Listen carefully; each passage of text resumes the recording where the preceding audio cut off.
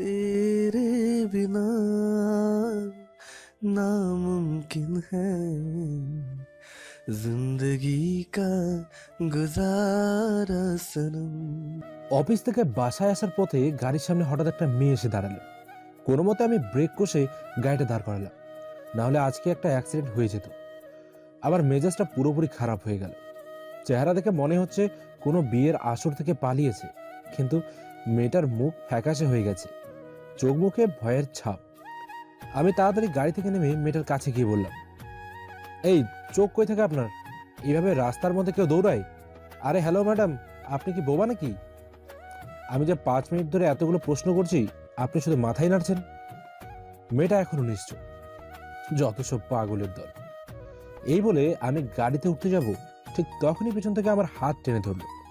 আমি পেছন ফিরে তাকিয়ে দেখি ওই মেয়েটা হাত দিয়ে কি যেন ইশারা করছে। আমি ওর আঙুলের দিকে তাকিয়ে দেখি কয়েকটা বখাটে ছেলে এদিকে আসছে। আমার আর বুঝতে বাকি নেই মেয়েটা কেন এত ভয় পাচ্ছে, কিন্তু এই অবস্থায় ওকে একা ফেলে রাখাটা ঠিক না। আর আমি তো কোনো হিরো না যে বখাটেদের সাথে মারামারি করব। এর থেকে ভালো হয় মেয়েটার কাছ থেকে ওর বাসার অ্যাড্রেস জেনে ওকে বাসায় দিয়ে আসি। কিন্তু মেয়েটা তো কোনো কথাই বলছে না। এসব ভাবতে ভাবতে দেখি অসভ্য ছেলেগুলো অনেকটা কাছে এসে গেছে। আমি আর দেরি না করে মেয়েটার হাত ধরে গাড়িতে বসে ড্রাইভ করা শুরু করলাম। কি আজব মেয়ে বাবা, একটা অচেনা ছেলের সাথে কোনো সন্দেহ ছাড়া চলে যাচ্ছে আর বোবার মতো বসে আছে। ইচ্ছে করছে ঠাস করে চড় মারি, কিন্তু মেয়ে বলে আর কিছু বললাম না। তারপর বললাম, আপনার বাসা কোথায়? কিন্তু মেয়েটা এবারও চুপ করে আছে। একটু পর আমার মোবাইলে কে যেন কল করেছে। ফোন হাতে নিয়ে দেখি আপু। আমি ফোনটা রিসিভ করলাম। হ্যালো সুমন, কোথায় তুই? 1টা বাজতে যাচ্ছে, তাড়াতাড়ি বাসায় আয়, তোর সাথে অনেক কথা আছে।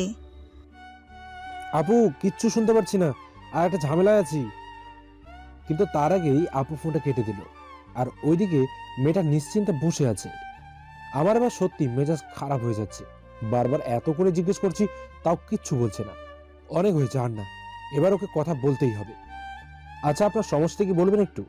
আপনাকে আমি চিনি না, জানি না, আপনি কোনো কথা বলছেন না, এত করে বাসার ঠিকানা জানতে যাচ্ছি, কিছুই বলছেন না। তাহলে আমি আপনাকে কিভাবে বাসায় পৌঁছে দেবো বলুন তো? এরপর হাত দিয়ে আমাকে থামতে বলল। তারপর ওর ব্যাগ থেকে একটা কাগজ বের করে লিখতে লাগলো। আমি কিছু বুঝতে পারছি না, মনে মনে সন্দেহ হচ্ছে মেয়েটা কি বোবা। আমি আর কোনো কথা না বলে ড্রাইভ করতে লাগলাম। 10 মিনিট পর আমার হাতে একটা কাগজ দিল। আমি গাড়িটা একটু সাইড করে দাঁড় করলাম, তারপর কাগজ পড়তে লাগলাম। আসসালামু আলাইকুম। জানি আপনাকে অনেক কষ্ট দিচ্ছি, কিন্তু বিশ্বাস করুন এতে আমার কোনো হাত নেই। সবই আমার নিয়তির দোষ। আর আপনি মনে মনে যা যা ভাবছেন তা আপনি ঠিকই ধরেছেন। আমি একটা বোবা মেয়ে। আমার নাম সালমা আক্তার জুলি। 5 বছর বয়সে আমার বাবা মা রোড অ্যাক্সিডেন্টে মারা গেছে। তারপর থেকেই বুঝতে পারি বাবা মা না থাকার কষ্ট। আমি বড় হয়েছি চাচা চাচি আর আমার নানু বাড়ি থেকে। প্রথম চাচা চাচি অনেক খারাপ ব্যবহার করতো। তারপর মামাদের ওখানে আমি চলে যাই। মামা মামি আমাকে নিজের মেয়ের মতো মানুষ করেছে, কিন্তু সেটাও আমার ভাগ্যে হলো না। ইন্টার পরীক্ষার পর হঠাৎ একদিন রাতে মামা স্ট্রোক করে মারা যায়। তারপর মামিও কেমন যেন হয়ে গেল। পুরো পরিবার সব কিছুই মামির উপর চলে আসে, কিন্তু মামি কখনো আমার সাথে খারাপ ব্যবহার করেনি। আমার নিজের কাছেই অনেক খারাপ লাগতো, একটা বোবা মেয়ে যে সমাজের অনেক বড় বোঝা। হঠাৎ একদিন চাচা চাচি বাসায় আসলো, এসে অনেক মিষ্টি মিষ্টি কথা বলে তাদের ওখানে নিয়ে আসলো। কিন্তু ওখানে এসে বুঝলাম আসল কাহিনী। গ্রামের সব কিছু বিক্রি করে দেবে, তাই তো আমাকে এত আদর। কারণ আব্বা আম্মুর মরে যাওয়ার পর সব কিছু আমার হয়ে গেছে। তাই আমিও আর কিছু না ভেবে সই করে দিয়ে চাচিদের সাথে ঢাকায় চলে আসি। কিন্তু অনার্সে ভর্তি হওয়ার পরপরই চাচা চাচি বিয়ের জন্য চাপ দেয়। আমি বোবা বলি সব ছেলেরা আমাকে না করে দেয়। শেষমেশ এক বয়স্ক ব্যক্তির সাথে চাচা আমার বিয়ে ঠিক করে। চাচাও টাকার বিনিময়ে জানোয়ারটার সাথে বিয়ে দিতে রাজি হয়, কিন্তু আমি পড়ালেখা করতে চাই। তাই আজ বিয়ের রাতে আমি পালিয়ে আসছি। আমি জানি আপনি অনেক ভালো মানুষ। অন্য কেউ হলে এতক্ষণে আমার সুযোগ নেওয়ার চেষ্টা করতো, যেমনটা ওই রাস্তার লোকগুলো। ওদের থেকে বাঁচতেই আপনার গাড়ির সামনে এসে পড়লাম। প্লিজ আমাকে একটা কাজের ব্যবস্থা করে দিন। আমি লেখাপড়া করতে চাই। আমি কারোর বোঝা হতে চাই না। পারলে একটু পানি খাওয়াইবেন। কথাগুলো পড়ে অনেকটা খারাপ লাগলো। আমি মেয়েটার দিকে একবার তাকালাম, চোখ দুটো দিয়ে অজস্র জল। এই প্রথম কোনো মেয়ের জন্য এতটা মায়া হচ্ছে। একটু পর মেয়েটার দিকে একটা পানির বোতল এগিয়ে দিলাম। মেয়েটা একটু পানি খেয়ে আমার দিকে তাকালো, এখনো কেঁদেই চলেছে। আচ্ছা, আপনি এভাবে কাঁদবেন না, আমি বুঝতে পারছি আপনি অনেক কষ্টে আছেন, প্লিজ কাঁদবেন না, দেখি আমি কি করতে পারি। মেয়েটা নিজের চোখের পানি মুছে জানলার দিকে তাকিয়ে কি যেন দেখছে। আচ্ছা, একটা কথা ছিল, আপনি অভিনয় করতে পারেন? মানে টিভি শোতে অভিনয় নয়, আমার আব্বু আম্মুর সামনে একটু নাটক করতে হবে। বলবেন আপনি আমার বউ, আর আজই আমরা বিয়ে করেছি। তাছাড়া আমার আর কোনো উপায় নেই। আপনি আমার উপর আস্থা রাখতে পারেন, আমি আপনার কাছে আসবো না, আমি এতটাও খারাপ না। এবার বলুন, আপনি কি রাজি আছেন শর্ত? মেয়েটা মাথা নিয়ে সম্মতি জানালো, তারপর খাতায় লিখে বলল, আপনার ফ্যামিলি থেকে প্রবলেম হবে না তো? আর আপনার নাম কি? না, হবে না, আমার ফ্যামিলিকে আমি ম্যানেজ করব, আপনি শুধু আবার ফলো করবেন। আর আমার নাম আরফিন সুমন। এরপর আর মেয়েটা কিছু বললো না। একটু পর বাসার সামনে চলে এলাম। খুব ভয় করছে বাসায় ঢুকলে কি না কি হবে, তাও ভয়ে ভয়ে ওপরে উঠলাম। তারপর কলিং বেল টিপ দিতেই আপু এসে দরজা খুলে দিল। এরপর আর মেয়েটা কিছু বললো না। একটু পর বাসার সামনে চলে এলাম। মেয়েটা আমার পিছনে দাঁড়িয়েছিল একটু। আপু আমার সাথে বউয়ের সাথে মেয়েটাকে দেখে চিল্লাতে লাগলো। আমি তাড়াতাড়ি ওর মুখ চেপে ধরে বললাম, আপু একটু চুপ করো প্লিজ। দেখো, এত রাতে প্লিজ চেঁচামেচি করিস না, তোর পায়ে পড়ছি। এই কি করছিস তুই? পা ছাড় বলছি। এই তুই ঝামেলায় আছিস না? ভালোই তো মিথ্যে কথা বলা শিখে গেছিস। আর আমার চেঁচামেচিও করা লাগবে না। আব্বু আম্মু সোফায় বসে টিভি দেখছে। আর মেয়েটা কে? কবে বিয়ে করলি? আপু প্লিজ একটু ম্যানেজ কর, এত রাতে প্লিজ চেঁচামেচি করিস না। আমাদের রুমে ঢুকতে দে, আমি কাল তোকে সব বলবো। তুই আব্বু আম্মুকে রুমে পাঠ, আর আমি এদিক দিয়ে জুলিকে নিয়ে রুমে ঢুকছি। একটু পর আপু আব্বু আম্মুকে ম্যানেজ করে রুমে পাঠালো, আর আমরা দুজন এক দৌড়ে আমার রুমে চলে আসলাম। রুমে এসে দরজা আটকানোর সাথে সাথে মেয়েটা সন্দেহ দৃষ্টিতে আমার দিকে তাকিয়ে আছে। আমি কিছুই বুঝতে পারছি না। কি হলো আপনার, এভাবে আমার দিকে তাকিয়ে আছেন কেন? ও, আপনি তো বলতে পারেন না। ওকে, ওয়েট করুন। এই বলে আমি একটা ডায়েরি আর একটা পেন ওনার কাছে দিলাম। একটু পর কি যেন একটা লিখে আমার হাতে দিল। আপনি দরজা বন্ধ করলেন কেন? মতলব কি? আমার কাছে কিন্তু একটা চাকু আছে। বাজে মতলব নিয়ে আমার কাছে আসলে কিন্তু আমি ওটা চালিয়ে দিব। কথাগুলো পড়ে আমার মেজাজটা পুরো গরম হয়ে গেল। এত রিস্ক নিয়ে ওকে বাসায় আনলাম, আর ও আমাকে ক্যারেক্টারলেস ভাবছে। ইচ্ছে করছে খাটটা ধরে বাসা থেকে বের করে দিতে, কিন্তু কেন জানি ওর মুখের দিকে তাকালে সত্যি আমার অনেক মায়া হচ্ছে। তারপর আবার ভাবলাম, উনি তো মনে মনে ঠিকই ভাবছে। একটা অচেনা মানুষকে কেউ বিশ্বাস করতে চায় না। একটু পর জুলির গোঙানির শব্দে বাস্তবে ফিরলাম। এবার আমি ওর মুখের ইশারা বুঝতে পারলাম। ও বলছে, কি হলো, উত্তর দিচ্ছে না কেন? আরো কিছু বলতে যাব, তার আগেই দরজায় কে যেন নক করলো। আমি জুলিকে তাড়াতাড়ি বাথরুমে পাঠিয়ে দিয়ে ভয়ে ভয়ে দরজাটা একটু খুলে দরজার ফাঁক দিয়ে দেখলাম। এরপর আপু রুমে এসে বলল, এই নে, খাবারটা থাকলো, খেয়ে নে। আর এই ড্রেসটা ওকে পরতে বল। আর কালকে দিনের জন্য রেডি হ। আম্মু আব্বুর কাছে যে কি ঝাড়টাই না তোর কপালে আছে। কিন্তু একটা কথা, মেয়েটা কিন্তু দেখতে অনেক সুন্দর। ও কোথায় রে এখন? বাথরুমে গেছে, ডাক দেবো কি? না থাক, এখনো আব্বু আম্মু জেগে আছে, কালকে কথা হবে। আজ তোরা খেয়ে নে, অনেক রাত হয়ে যাচ্ছে। আমি গেলাম। এই বলে আপু রুম থেকে বেরিয়ে গেল। আমিও সাথে সাথে দরজা লাগিয়ে ভাতের প্লেট নিয়ে খেতে বসবো। ঠিক তখনই জুলির কথা মনে পড়ল। মেয়েটাকে তো বাথরুমে আটকে রাখছে। এরপর আপু যে ড্রেসটা দিয়েছে ওটা নিয়ে বাথরুমের দরজায় নক করলাম। জুলি, দরজা খুলুন, আমার আপু আসছিল, ভয় নেই। আচ্ছা, দরজা খুলে এই ড্রেসটা নিয়ে চেঞ্জ করে নিন প্লিজ। একটু পর জুলি দরজাটা হালকা খুলে ড্রেসটা নিয়ে নিল। আমার আর খাওয়া হলো না। ভাতের প্লেটটা টেবিলের উপর রেখে সোফায় এসে শুয়ে পড়লাম। একটু পর জুলি বেরিয়ে এসে ওই প্রশ্নটা আবার করলো। এবার আমি উত্তর দিলাম, না, আপনি মনে মনে যা ভাবছেন তা সম্পূর্ণ ভুল ভাবছেন। আমি ওইরকম ছেলে না। আপনি বিছানায় শুয়ে পড়ুন, আমি সোফায় থাকবো। আর কোনো প্রবলেম হলে আমাকে ডাক দেবেন। এখন এই খাবারটা খেয়ে ঘুমিয়ে পড়ুন। এই বলে আমি অন্যদিকে মুখ ঘুরিয়ে শুয়ে পড়লাম। কিন্তু 5 মিনিট পর গোঙানির শব্দে আমি আবার উঠে বসলাম। কিন্তু উঠে দেখি উনি এখনো ওখানে দাঁড়িয়ে আছে, আর ভাতের প্লেটটা ওখানেই রাখা। মুখ দিয়ে কি যেন ইশারা করে বোঝাতে যাচ্ছে। এবার আমার সত্যি মেজাজটা খারাপ হয়ে গেল। আচ্ছা, আপনার সমস্যাটা কি? রাত 2টো বাজতে যাচ্ছে, বললাম তো চুপচাপ খেয়ে ঘুমিয়ে পড়ো। কি হলো খান বলছি? কি আমাকে খাইয়ে দেবে? কি ভাবেন নিজেকে? আমি কি আপনার বিএফ নাকি যে খাওয়া দিতে হবে? একটু পর আমার চোখ হঠাৎ করে হাতের দিকে গেল। ডান হাত অনেকটা কাটা অবস্থায় আছে। একটু পর আমি ওর মুখের দিকে তাকালাম, চোখ দিয়ে এখনো জল বেয়ে পড়ছে। আমি তাড়াতাড়ি ওনার কাছে গিয়ে বললাম, সরি, আমি আসলে বুঝতে পারিনি যে আপনার হাতটা কেটে গেছে, কিন্তু আপনার এটা কিভাবে হলো? একটু পর খাতায় লিখে বলল, বাসা থেকে পালানোর সময় কিরিলে খোঁচা লেগে এমনটা হয়েছে। ইস, দেখি হাতের অবস্থা তো অনেক খারাপ। আপনি বসুন, আমি আসছি। এই বলে আমি ড্রয়ার থেকে স্যাভলন ক্রিম এনে লাগিয়ে দিয়ে ভালো করে হাতে ব্যান্ডেজ করে দিলাম। তারপর হাত ধুয়ে ভাতের প্লেটটা নিয়ে জুলিকে খাওয়াই দিলাম। একটু পর জুলি ইশারায় বলল, আপনি খেয়েছেন? না, আমি খাইনি। আপনি খেয়ে নিন, 2:30 বাজতে যাচ্ছে।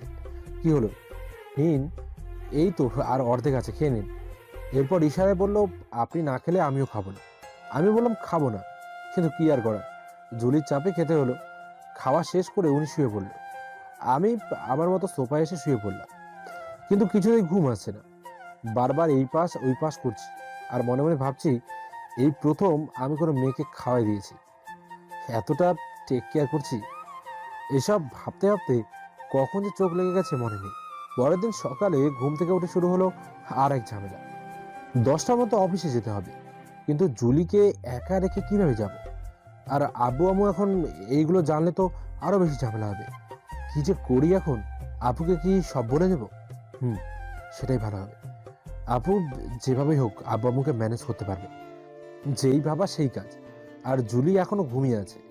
আমি বাইরে থেকে দরজাটা লক করে আপুর রুমে গেলাম।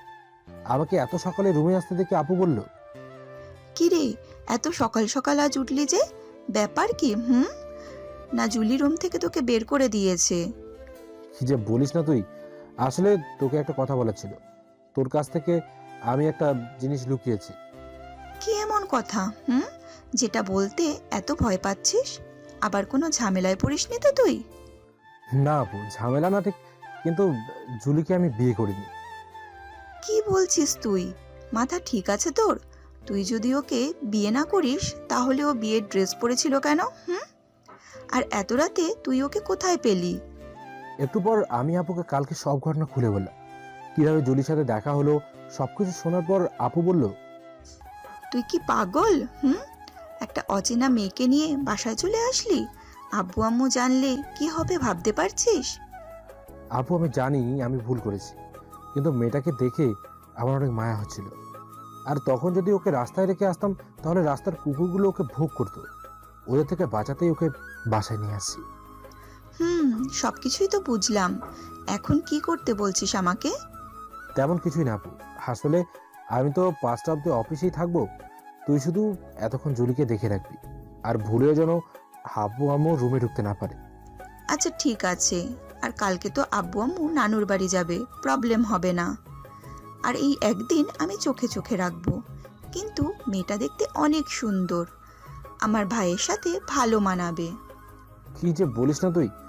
আচ্ছা আপু, তুই একটু চা নাস্তা বানিয়ে দে, অনেক ক্ষুধা লাগছে, আর আমার অফিসে যেতে হবে। আচ্ছা ঠিক আছে, বানাচ্ছি। তুই দাঁত ব্রাশ করে ফ্রেশ হয়ে নে, আমি বানিয়ে আনছি। আর জুলিকেও উঠতে বল। এরপর আমি রুমে এসে দেখি জুলি এখনো ঘুমিয়ে আছে। আমি আর ওকে না ডেকে বাথরুমে গিয়ে ফ্রেশ হয়ে রুমে এসে জুলিকে ডাক দিলাম। একটু পর উনি উঠে পড়লেন, আর আপুও আমার নাস্তা নিয়ে রুমে আসলো। এরপর সকালের নাস্তা খেয়ে জুলিকে সব কিছু বুঝিয়ে দিয়ে বাইরে থেকে দরজা লক করে অফিসের দিকে রওনা হলাম। যাওয়ার আগে আপুকে বললাম, আপু জুলির দিকে খেয়াল রাখিস, আর রুমে যেন কেউ ঢুকতে না পারে। আমি কেস খেতে চাচ্ছি না, আর জুলির হাত কেটে গেছে, ওকে একটু খাইয়ে দিস। বাহ, তুই তো দেখছি ওর জন্য অনেক টেনশন করছিস। মনে হচ্ছে ও তোর বিয়ে করা বউ। আপু আমার দেরি হয়ে যাচ্ছে বাই, এই বলে আমি অফিসে চলে আসলাম।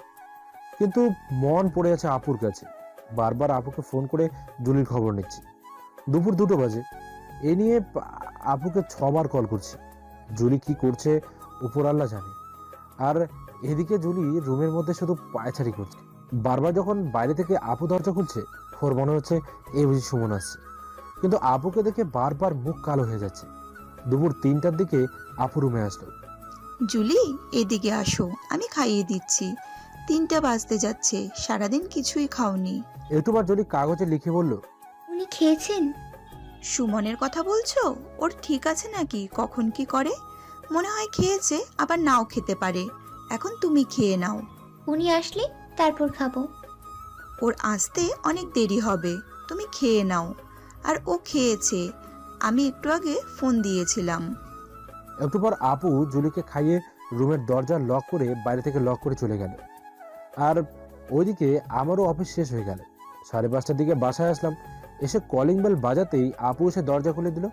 তারপর বলল, জান, আপনার জুলি আপনার জন্য টেনশনে অস্থির হয়ে আছে, যান ওনার কাছে। আপু তো শুধু ফাজলামি আর ফাজলামি।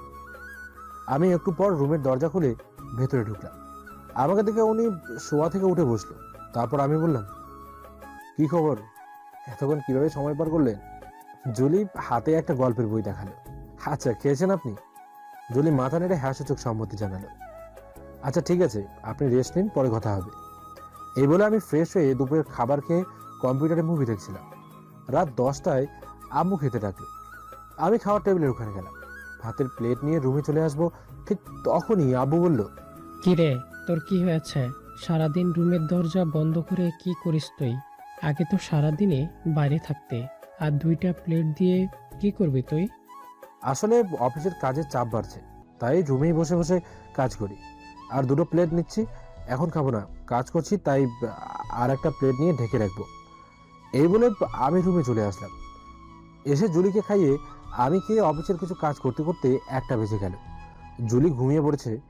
আমিও দেরি না করে সোফায় গিয়ে শুয়ে পড়লাম। আর কাল তো শুক্রবার, যাক একটু আরামে ঘুমোতে পারবো। পরের দিন সকালে চেঁচামেচির শব্দে ঘুমটা ভেঙে গেল। আমি তাড়াতাড়ি উঠে দেখি জুলি রুমে নেই। আব্বু আমার রুম থেকে আওয়াজ হচ্ছে। তাহলে কি উনি আব্বু আমার কাছে ধরা পড়ে গেছে? আমি দৌড়ে ওই রুমে গেলাম। মনে মনে যা ভাবছি ঠিক তাই। গিয়ে দেখি সবাই জুলিকে প্রশ্ন করছে, আর উনি মাথা নিচু করে দাঁড়িয়ে সব শুনছে। আপুও বাসায় নেই যে ওর হয়ে কথা বলবে। মেয়েটা চুপচাপ মাথা নিচু করে দাঁড়িয়ে আছে। এই মেয়ে, কথা বলছো না কেন? আমার ছেলের রুমে তুমি কি করছিলে? আর তুমি আমাদের বাসায় কিভাবে এলে? আর আমার ছেলের সাথে তোমার সম্পর্ক কি? কি হলো বলো? আজব মেয়ে তো, 2জন বয়স্ক ব্যক্তি এতগুলো প্রশ্ন করছে, আর মেয়েটা চুপচাপ বোবার মতো দাঁড়িয়ে আছে। দেখতো, মনে হচ্ছে ভদ্রবাড়ির মেয়ে। তাহলে গুরুজনদের সম্মান করতে বাবা মা শেখায়নি তোমাকে? এই, ওইভাবে বলো না। আমি আবার জিজ্ঞাসা করছি। আম্মু, তুমি ভয় পেও না, বলো আমাদের, সুমন কি তোমাকে বিয়ে করেছে? আম্মু, আব্বু, আমি বলছি, তোমাদের না জানি একটা বড় ভুল করে ফেলেছি। আমি জুলিকে বিয়ে করেছি। বুঝলাম, বিয়ে করেছো। মেয়েটাও অনেক সুন্দর। আমার আর তোর আম্মুর অনেক পছন্দ হয়েছে, কিন্তু এই মেয়েটা কি কাউকে সম্মান দিতে জানে না? আমি তোমাদের এখন যেটা বলবো সেটা শুনে হয়তো তোমাদের পায়ের নিচ থেকে মাটি সরে যাবে। আসলে কিভাবে যে বলবো। এত প্যাচাল না করে সোজাভাবে বলতো। মেয়েটার নাম কি? বাসা কোথায়? ফ্যামিলি কি রকম? ওর নাম সালমা আক্তার জুলি, আর ও বোবা। কিন্তু ওকে অনেক ভালোবাসি, এবং ও আমাকে। বাসা থেকে বিয়ের চাপ দিচ্ছিল, তাই আমরা পালিয়ে বিয়ে করেছি। তুই কি পাগল হয়ে গেছিস? একটা বোবা মেয়েকে নিয়ে কেউ সংসার করতে পারে না। আর একে, আর যাই হোক, আমার ছেলের বউ হিসেবে পরিচয় দিতে পারবো না। এর থেকে তুই একে বাসায় দিয়ে আয়। কেন আব্বু? ওকে যখন বিয়ে করেছি তখন সব দায়িত্ব আমি নেব। আর তোমরা তো একটু আগেই বললে ওকে তোমাদের পছন্দ হয়েছে। তখন তো আর জানতাম না যে মেয়েটা বোবা। তো কি হয়েছে আম্মু? বোবারা কি মানুষ না? ওদের কি বেঁচে থাকার অধিকার নেই? ও আমার সাথে থাকবে। অসম্ভব, এই মেয়েকে আমরা কখনোই মেনে নিতে পারবো না। আর একটা বোবা মেয়েকে নিয়ে আমার আত্মীয় স্বজনদের সামনে মুখ দেখাতে পারবো না। তুই একে ওর বাসায় দিয়ে আসবি। আমি কিছু বলতে যাব তার আগে জুলি কান্না করতে করতে আমার রুমে চলে গেল। আমি শুধু আব্বু আমার উদ্দেশ্য করে বললাম, আমার পক্ষে জুলিকে ছাড়িয়ে থাকা অসম্ভব। এটুকু বলে আমার রুমে চলে আসলাম। এসে দেখি উনি কাগজে কি যেন লিখছে আর চোখ দিয়ে পানি পড়ছে। একটু পর উনি আমার হাতে কাগজটা দিল। আপনি আমার জন্য যতটুকু করেছেন তা আমার কাছে অনেক। এখনকার দিনে একটা মেয়ের জন্য এত কিছু করার মানে অনেক। আপনার এই ঋণ আমি কোনো দিনও শোধ করতে পারবো না। আমি চাই না আমার জন্য একটা ফ্যামিলির মধ্যে অশান্তি হোক। শুধু আমার জন্য আপনি একটার পর একটা মিথ্যা কথা বলে যাচ্ছেন। কেন করছেন এইগুলো? কে হই আমি আপনার? একটা বাইরের মেয়ের জন্য যথেষ্ট করেছেন। আর না, সব সত্যিটা বলে দিন, নাহলে আমিই বলে দিব আপনার বাবা মাকে। আমার নিয়তিতে হয়তো শুধু কষ্ট লেখা আছে। যাই হোক, আমার জন্য আপনাকে আর কষ্ট করতে হবে না। আমি আজই এখান থেকে চলে যাব। যদি কোনো ভুল করে থাকি ক্ষমা দৃষ্টিতে দেখবেন। কথাগুলো পড়ে আমি একবার ওনার দিকে তাকালাম। সত্যিই তো, উনি কে হয় আমার? কেন আমি ওনার জন্য এত কিছু করছি? এর আগে তো কোনো মেয়ের জন্য এতটা ভাবিনি। ওনার মুখের দিকে তাকালে আমার কেন এত খারাপ লাগে? তাহলে কি আমি ওনার প্রেমে পড়ে গেলাম? এসব ভাবছি তখন জুলির গোঙানির শব্দে কল্পনা থেকে বাস্তবে ফিরলাম। উনি আমার সামনে আবার খাতায় লিখে খাতার লেখাটা তুলে ধরল। কি হলো বলুন, আমার প্রশ্নের উত্তর দিন। কে হন আপনি আমার? আমার জন্য কেন এত কষ্ট করছেন? আমি তো আপনার জীবনে দুদিনের অতিথি হয়ে এসেছিলাম। আজ চলে যাচ্ছি। যদি কোনো ভুল করে থাকি ক্ষমা দৃষ্টিতে দেখবেন। আর পারলে আমাকে আমার নানু বাড়ি যাওয়ার টিকিট কেটে দিন। দেখুন, আপনি কে হন আমার বা কেন করছি আপনার জন্য তা আমি নিজেও জানি না, কিন্তু আমি একজন অসহায় মেয়ের পাশে আছি। এই 3 দিনে আমি একজন ভালো বন্ধু পেয়েছি, আর আমি আমার বন্ধুর জন্য করছি। আশা করি এবার উত্তর পেয়ে গেছেন। এরপর আবার খাতায় কি যেন লিখতে লাগলো, আর রুমের বাইরে থেকে আব্বু আমার চেঁচামেচি। এক কথায় আমার মেজাজ খারাপ হয়ে যাচ্ছে। আবার জুলির কথা ভেবে ওর জন্য অনেক মায়া লাগছে। 5 মিনিট পর লেখা শেষ হলে আমার হাতে কাগজটা দিল উনি। এটা হয় না। আপনি শুধু শুধু আমার জন্য কষ্ট করছেন। আপনি আমার জন্য এত কিছু করছেন, কিন্তু আমার জন্য আপনি আপনার আব্বু আম্মুর কাছে অপমানিত হচ্ছেন। আর আপনার ফ্যামিলি আমাকে মানবে না। আর যা হওয়ার নয় তা করে লাভ কি? এর থেকে আমি আজই চলে যাচ্ছি এখান থেকে। আপনি পাগল হয়ে গেছেন? নতুন শহরে এসেছেন আপনি, আর এখানকার কিছুই চেনেন না আপনি। আমি জানি আব্বু আম্মু আপনার সাথে খুব খারাপ ব্যবহার করেছে, অনেক বাজেভাবে আপনার সাথে কথা বলেছে, আর তার জন্য আমি আমার আব্বু আম্মুর হয়ে আপনার কাছে ক্ষমা চাচ্ছি। খাতায় কিছু লিখতে যাবে, তার আগেই আমি ওনার খাতাটা কেড়ে নিলাম। উনি খাতা দিতে চাচ্ছিল না, আমি এক পর্যায়ে জোর করে কেড়ে নিলাম। এখনও কেঁদেই চলেছে। আমি ওনার চোখের পানি মুছে তারপর বললাম, দেখুন, রাগের মাথায় কোনো সিদ্ধান্ত নেবেন না। আপনাকে যখন আমি এখানে নিয়ে এসেছি তখন সব দায়িত্ব আমার। আমার উপর একটু আস্থা রাখুন, সব ঠিক হয়ে যাবে। এখন চুপচাপ এখানে বসুন, আমি খাবার নিয়ে আসছি। এই বলে আমি শার্টটা পরে রুমের দরজা খুলে বাইরে থেকে লক করে দিলাম, যাতে আব্বু আম্মু ভেতরে ঢুকে জুলিকে অপমান করতে না পারে। যেই বের হব ঠিক তখনই আব্বু পেছন থেকে ডাক দিল। আমি না শোনার ভান করে চলে গেলাম। বাইরে থেকে সকালের নাস্তা কিনে বাসায় এসে কারো কোনো কথার উত্তর না দিয়ে সরাসরি রুমে চলে আসলাম। এসে দেখি জুলি ব্যালকনিতে দাঁড়িয়ে কেঁদেই যাচ্ছে। আমি ওনার হাত ধরে ওনাকে ভেতরে নিয়ে এসে ওনাকে খাইয়ে দিলাম। প্রথমে খেতে যাচ্ছিল না, তারপর আমি জোর করে ওনাকে খাইয়ে দিলাম। আচ্ছা, আপনার হাতও তো কেটে গিয়েছিল, তো এখন হাতের কি অবস্থা? জুলি মাথা নেড়ে বলল, কমেছে। জানি আপনার মন মেজাজ এখন অনেক খারাপ, একটু ওয়েট, আমি এখনই মন ভালো করে দিচ্ছি। জুলি ইশারা করে বলল, কিভাবে? ওয়েট বলে কম্পিউটার অন করে একটা ফানি মুভি অন করলো। বললাম, মাথা থেকে চিন্তা বাদ দিয়ে এই মুভিটা দেখুন, আপনার মন ভালো হয়ে যাবে। আর যদি ভালো না হয় তখন কি করবেন? তাই তো, কি করা যায়? আচ্ছা, আমি তখন নিজে অভিনয় করে আপনার মন ঠিক করব। কথাটা শুনে জুলি একটু হাসলো, কিন্তু আর কোনো কথা বললো না। আপনি এখানে বসে মুভি দেখুন, আমি আসছি। আমি রুমের দরজা খুলে বাইরে যাব, এমন সময় আব্বু আবারও ডাক দিল। তুই কি চাস একটু খুলে বল। আর এখানে এসে বসতো, রাগারাগি আমার একটুও ভালো লাগে না। এখানে বসে খুলে বল তুই কি চাস। আমি কি চাইবো? ছোটবেলা থেকে তোমাদের সব কথাই তো আমি শুনেছি। আর তোমরা তো আমার বিয়ের জন্য মেয়ে দেখছিলে, এখন আমি বিয়ে করে এনেছি আর তোমাদের এখন ঝামেলা হচ্ছে না? খুব সাহস বেড়েছে না তোর যে একটা মেয়ের জন্য নিজের আব্বু আম্মুর সাথে রাগারাগি করছিস? একটা বোবা মেয়েকে বউ হিসেবে পরিচয় দিতে পারবি? না পারার কি আছে, বলবা আম্মু। বোবারা কি মানুষ না? তুমি বলবা আম্মু, জুলি কোন দিক দিয়ে খারাপ? তোমরা সবাই নিজেদের স্বার্থ নিয়ে থাকো, সবাই চেহারা দেখেই মুগ্ধ হও। যেই শুনলে মেয়েটা বোবা তখন থেকেই তোমরা তোমাদের আসল পরিচয় দিবে। তার মানে তুই ওকে ছাড়বি না, তাই তো? আমার পক্ষে এই মেয়েটাকে আমার ছেলের বউ হিসেবে পরিচয় দিতে পারবো না। আমার পক্ষে জুলিকে ত্যাগ করা অসম্ভব। এখন তোমরা যদি আমাদের না মানো, ঠিক আছে, আমি কালে বাড়ি থেকে চলে যাব। এই বলে আমি রুম থেকে বেরিয়ে যাচ্ছিলাম। যাওয়ার আগে আম্মু আব্বুকে উদ্দেশ্য করে বললাম, বাইক কিনে না দেওয়ার জন্য একবার কিন্তু আমাকে হারিয়েছিলে, এবার আমাকে সত্যিই হারাবে। এরপর আমি সোজা বাইরে চলে আসলাম। আপুকে ফোন দিলাম। প্রথমবার রিং হলো কিন্তু ধরলো না। পরবর্তীতে কল দেওয়ার সাথে সাথেই আপু ফোন ধরলো। হ্যালো আপু, তুই কোথায় এখন? আর তুই কি ফ্রি আছিস? তোর সাথে অনেক কথা আছে আমার। অফিস শেষ করে বাসার দিকে আসছি। কিন্তু কেন রে, কি হয়েছে? আচ্ছা শোন, বাসায় যাওয়া লাগবে না তোর। তুই কোথায় এখন বল, আমি আসছি। এসে তোকে সব বলছি। একটু পর আপু একটা ঠিকানা দিল। আমি তাড়াতাড়ি ওখানে চলে গেলাম। আমাকে দেখে আপু বলল, কিরে, তোকে এত চিন্তিত দেখাচ্ছে কেন? আর একদম তো ভিজে গিয়েছিস তুই।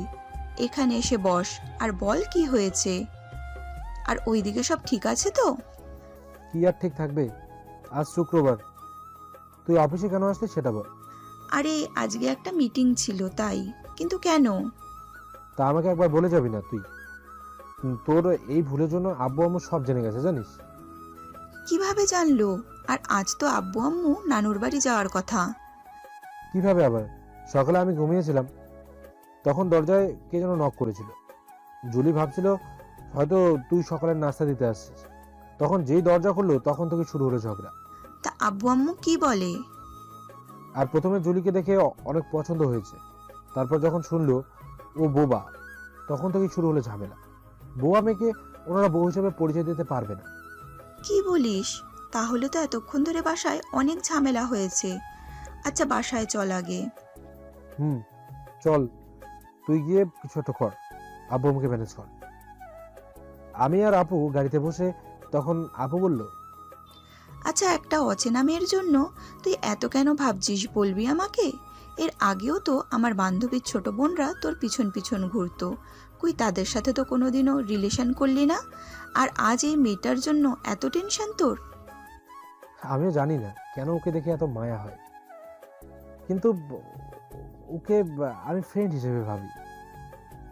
তোর শুধু ফাজলাম। নাম গাড়ি থেকে, বাসায় চলে আসছি। একটু পর কলিং বেল বাজাতেই আম্মু এসে দরজা খুলে দিল। আপু সোজা গিয়ে ওর রুমে চলে গেল, আর আমি এদিকে আমার রুমে চলে আসলাম। এসে দেখি জুলি এখনো মুভি দেখে যাচ্ছে। কি ব্যাপার আপনার, মন ভালো হয়েছে এখন? মাথা নেড়ে বলল, আচ্ছা আপনি সাথে করে সব কাগজ নিয়ে এসেছেন তো? তাহলে এই বুধবার আমি আপনাকে এখানকার একটা বেসরকারি ভার্সিটিতে ভর্তি করাবো। জুলি ইশারা দিয়ে বলল, এনেছি, কিন্তু আমার একটা কাজ খুব দরকার ছিল। দেখুন, আমি আপনাকে লাস্ট বার বলছি, বারবার আমার সামনে কাগজে কথা বলবেন না। আমরা যখন ফ্রেন্ড, সব দায়িত্ব আমি নেব। এই বলে ওনার দিকে তাকালাম। দেখি চোখ দুটো ছলছল করছে।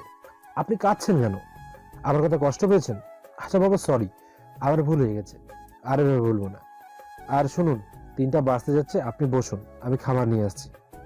একটু পর আমি দরজা খুলে বাইরে যাব, ঠিক তখনই আম্মু বলল, কি রে, কোথায় যাচ্ছিস রে তুই? বাইরে থেকে খাবার আনতে যাচ্ছি জুলির জন্য। একটা চর মেরে না দাঁত ফালাই দিব। খুব বড় হয়ে গেছিস না? যাও বৌমাকে ডেকে নিয়ে আসো। আব্বুর কথা শুনে সত্যি আমার খুশিতে চোখ দিয়ে পানি বেরিয়ে গেল। তাহলে আপু কি আব্বু আম্মুকে ম্যানেজ করেছে? আমি আর কিছু না বলে আব্বুকে গিয়ে জড়িয়ে ধরলাম। আব্বু। যাক বাবা, অবশেষে সবাই মানলো জুলিকে। কিন্তু হঠাৎ ওই কথাটা মনে পড়লে অনেক খারাপ লাগে। আসলেই তো উনি আমার কেউই নয়, আমরা তো শুধু ফ্রেন্ড। আর আমরা তো শুধু নাটক করছি। হয়তো কিছুদিন পর জুলি নিজের পায়ে দাঁড়িয়ে গেলে বোধহয় আমাকে ভুলে যাবে। সত্যি, হয়তো আমার জায়গা অন্য কেউ নিয়ে নেবে এই অধিকারটা। তখন আবার আব্বু আম্মুকে আমার ম্যানেজ করতে হবে। এইসব ভাবতে ভাবতে হঠাৎ দেখে জুলি রুমে আসলো। এসেই আমাকে ইশারা দিয়ে বলল, কি ব্যাপার, কি এত ভাবছেন? তেমন কিছুই না, আসলে আপনার কথাই ভাবছিলাম। রাতে খাবার পর থেকে তো আপনার আর কোনো খোঁজ নেই, তাই আপনার কথাই ভাবছিলাম। আমার কথা শুনে কি যেন ইশারায় বলল, কিন্তু কি বললো আমি বুঝতে পারলাম না। আমি বুঝতে পারছি না, দেখি খাতায় কি যেন লেখা শুরু করলো। কিছুক্ষণ পর আমার কাছে লেখাটা দিল। কথাগুলো পড়ে আমার সত্যি অনেক হাসি পাচ্ছে। আমাকে হাসতে দেখে উনি আমার দিকে অগ্নিদৃষ্টিতে তাকিয়ে আছে, কিন্তু তার এই চোখের চাউনি আমার কাছে অনেক আকর্ষণীয় লাগছে। মনে হচ্ছে কোনো মায়াবী পরী আমার দিকে তাকিয়ে আছে। একটু পর জুলির কাশির শব্দে বাস্তবে ফিরলাম। উনি ইশারার মাধ্যমে আমাকে বোঝাচ্ছিল। আসলে একটা কথা মনে পড়লো তো, তাই। আর একটা কথা, সকালে আম্মু আব্বুর কথায় কি আপনি কষ্ট পেয়েছেন? জুলি মাথা নেড়ে বলল, না। সত্যি বলছেন তো আপনি? এরপর খাতায় আবার কি যেন লিখতে লাগলো। লেখা শেষ হলে আবার আমার কাছে দিল। দেখুন, আপনার আব্বু আম্মু মানে আমারও আব্বু আম্মু, আর ওনারা যদি আমাকে চড়ও মারে তাও আমি কিচ্ছু মনে করব না, কারণ তারা আমার গুরুজন। ছোটবেলা থেকেই বাবা মার আদর পাইনি, কিন্তু মামা মামি আমার জন্য অনেক করেছে। আর আজ আমার নতুন আম্মু আমাকে ভাত খাইয়ে দিছে। এরপরও আপনি বলবেন আমি রাগ করে আছি নাকি? না, আসলে আমি ওভাবে বলতে চাইনি। আমি ভাবলাম হয়তো রাগ করে আছেন, তাই আর কি বললাম। আচ্ছা, একটা কথা, আপনি কোনোদিন কোনো রিলেশন করেছেন? উনি মাথা নেড়ে বললেন, না। আমি বিশ্বাস করতে পারলাম না। আমার মন বলছে আপনি আমাকে ঢপ দিচ্ছেন। আমি জানি আপনি রিলেশন করেছেন।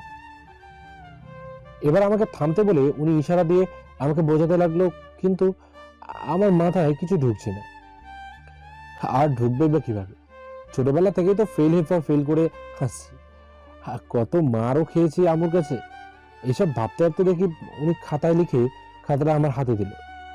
আমি জানি হয়তো আপনার বিশ্বাস করতে কষ্ট হচ্ছে, এটাই সত্যি। আর এখনকার যুগে কেউই বিশ্বাস করতে চায় না। আর চাচাদের ওখানে ক্লাস 7 অবধি ছিলাম, আর তখন চাচি আমাকে খুব চোখে চোখে রাখতো। এরপর ক্লাস 8 থেকে মামাদের ওখানে গেলাম। মামা আমার সব কথাই রাখতো, সব ইচ্ছাই পূরণ করতো, কিন্তু মামার একটাই কথা, ভদ্র হয়ে স্কুল যেতে, সেজেগুজে যাওয়া যাবে না। এরপর থেকেই আমি বোরকা পরে স্কুল যেতাম। আর এখানেই আমার বড় আপু আমাকে গার্ড দিত। আর আমি ছোট থেকে ইন্টার অবধি গার্লস স্কুল কলেজে পড়েছি, তাই প্রেম আমি কোনোদিনই করিনি। সবকিছুই তো শুনলাম, আর আপনার কথা বিশ্বাস করলাম। আচ্ছা, প্রেম না করেন নাই, কিন্তু কাউকে কি ভালো লাগতো, বা কাউকে কি মনে মনে ভালোবাসতেন? এবার আমি ওর ইশারা বুঝতে পারলাম। ইশারায় আমাকে বলল, না, সেরকম কাউকে ভালো লাগেনি, কিন্তু অনেক ছেলে আমার পিছন পিছন ঘুরতো, আর অনেক প্রেমের প্রস্তাবও পেয়েছি, কিন্তু ফ্যামিলির মান সম্মানের দিক চিন্তা করে আমি আর এই দিকে এগোইনি। আপনার যা চেহারা, যে কোনো ছেলে আপনার প্রেমে পড়ে যাবে। আমিও অলরেডি পড়ে গেছি। আমি বিড়বিড় করে বললাম। এরপর জুলি আমাকে ইশারায় বলল, আপনি কি কিছু বলছেন আমাকে? কই না তো, কি বলবো, কিছু বলিনি তো। একটু পর দেখি আপু রুমে আসলো। আমার বলল, কি ব্যাপার, আমি কি ভুল সময় চলে আসলাম? আরে না, ভুল সময় আসবে কেন? আর আমরা এমন কোনো ইম্পর্টেন্ট জিনিস নিয়ে কথা বলছি না যে তোর সাথে প্রবলেম হবে। বুঝলাম। জুলি তোমাকে আম্মু রুমে ডাকছে। একটু পর জুলি মাথা নিচু করে রুম থেকে চলে গেল। হয়তো আপু এসেছে, মনে হয় লজ্জা পেয়েছে, কিন্তু যাওয়ার আগে আমার দিকে তাকিয়ে একবার হাসলো। জুলি চলে যাওয়ার পর আপু আমাকে বলল, কি ব্যাপার? জুলি চলে গেছে বলে কি আমার ভাইয়ের মন খারাপ? আর আমার ট্রিট কই? তোর শুধু ফাইজলামি আর ফাইজলামি, মন খারাপ করবো কেন? আর একটু কি যেন, ও ট্রিট, কিসের ট্রিট দেবো তোকে? ট্রিট মানে? আমি যে তোদের জন্য আব্বু আম্মুকে মিথ্যে বললাম, অনেক রিকোয়েস্ট করার পর তারপর আব্বু আম্মু তোদের মেনে নিয়েছে। এই দুপুরেই তো আমি তোকে ট্রিট দিলাম, এখন আবার ট্রিট চাচ্ছিস কেন? তখন তো কেস সলভের আগে আমাকে খাইয়েছিস, এখন তোরা কেস সলভ করে দিলাম তাই খাওয়াবি। আর আমাকে শুধু তুই না, জুলিকেও ট্রিট দিতে হবে। আচ্ছা বাবা, সামনে শুক্রবার দিব, কিন্তু তার আগে বল আব্বু আম্মুকে কিভাবে ম্যানেজ করলি? তেমন কিছুই না, শুধু বলেছি জুলির চাচারা গুন্ডা, আর ওকে বাসা থেকে বের করে দিলে আমার ভাইয়ের ক্ষতি হবে। আরও অনেক মিথ্যে কথা যা তোকে বলে বোঝাতে পারবো না। এরপর আমি আর কিছু বললাম না। আর আপুর ফোনে কে যেন ফোন করেছে, তার সাথে কথা বলতে বলতে রুম থেকে বেরিয়ে গেল আপু। একটু পর জুলি 1 কাপ কফি নিয়ে আমার রুমে আসলো। আমার হাতে কফির মগটা দিয়ে কি যেন বলতে যাবে, তার আগেই আমার আম্মু ওকে ডাক দিল। কি আর করার, আমিও কম্পিউটারে বসে অফিসের কিছু কাজ করতে লাগলাম। এরপর রাত 10:30টার দিকে আপু খাওয়ার জন্য ডাক দিল। একটু পর আমি খাবার টেবিলে গিয়ে দেখি সবাই আমার জন্য অপেক্ষা করছে। আজ আমার পছন্দের খাবার রান্না হয়েছে। আমি তাড়াতাড়ি হাত ধুয়ে খেতে বসলাম। যেই 1 নকলা মুখে নিছি সেই আমার বমি চলে আসলো। এরপর আম্মুকে উদ্দেশ্য করে বললাম, কি রান্না করেছো আম্মু? নুন হয়নি, ঝাল হয়নি। কে রান্না করেছে এটা? তোর বউ জুলি। কিরে, এবার কথা বলছিস না কেন? না না না, ভালোই হয়েছে।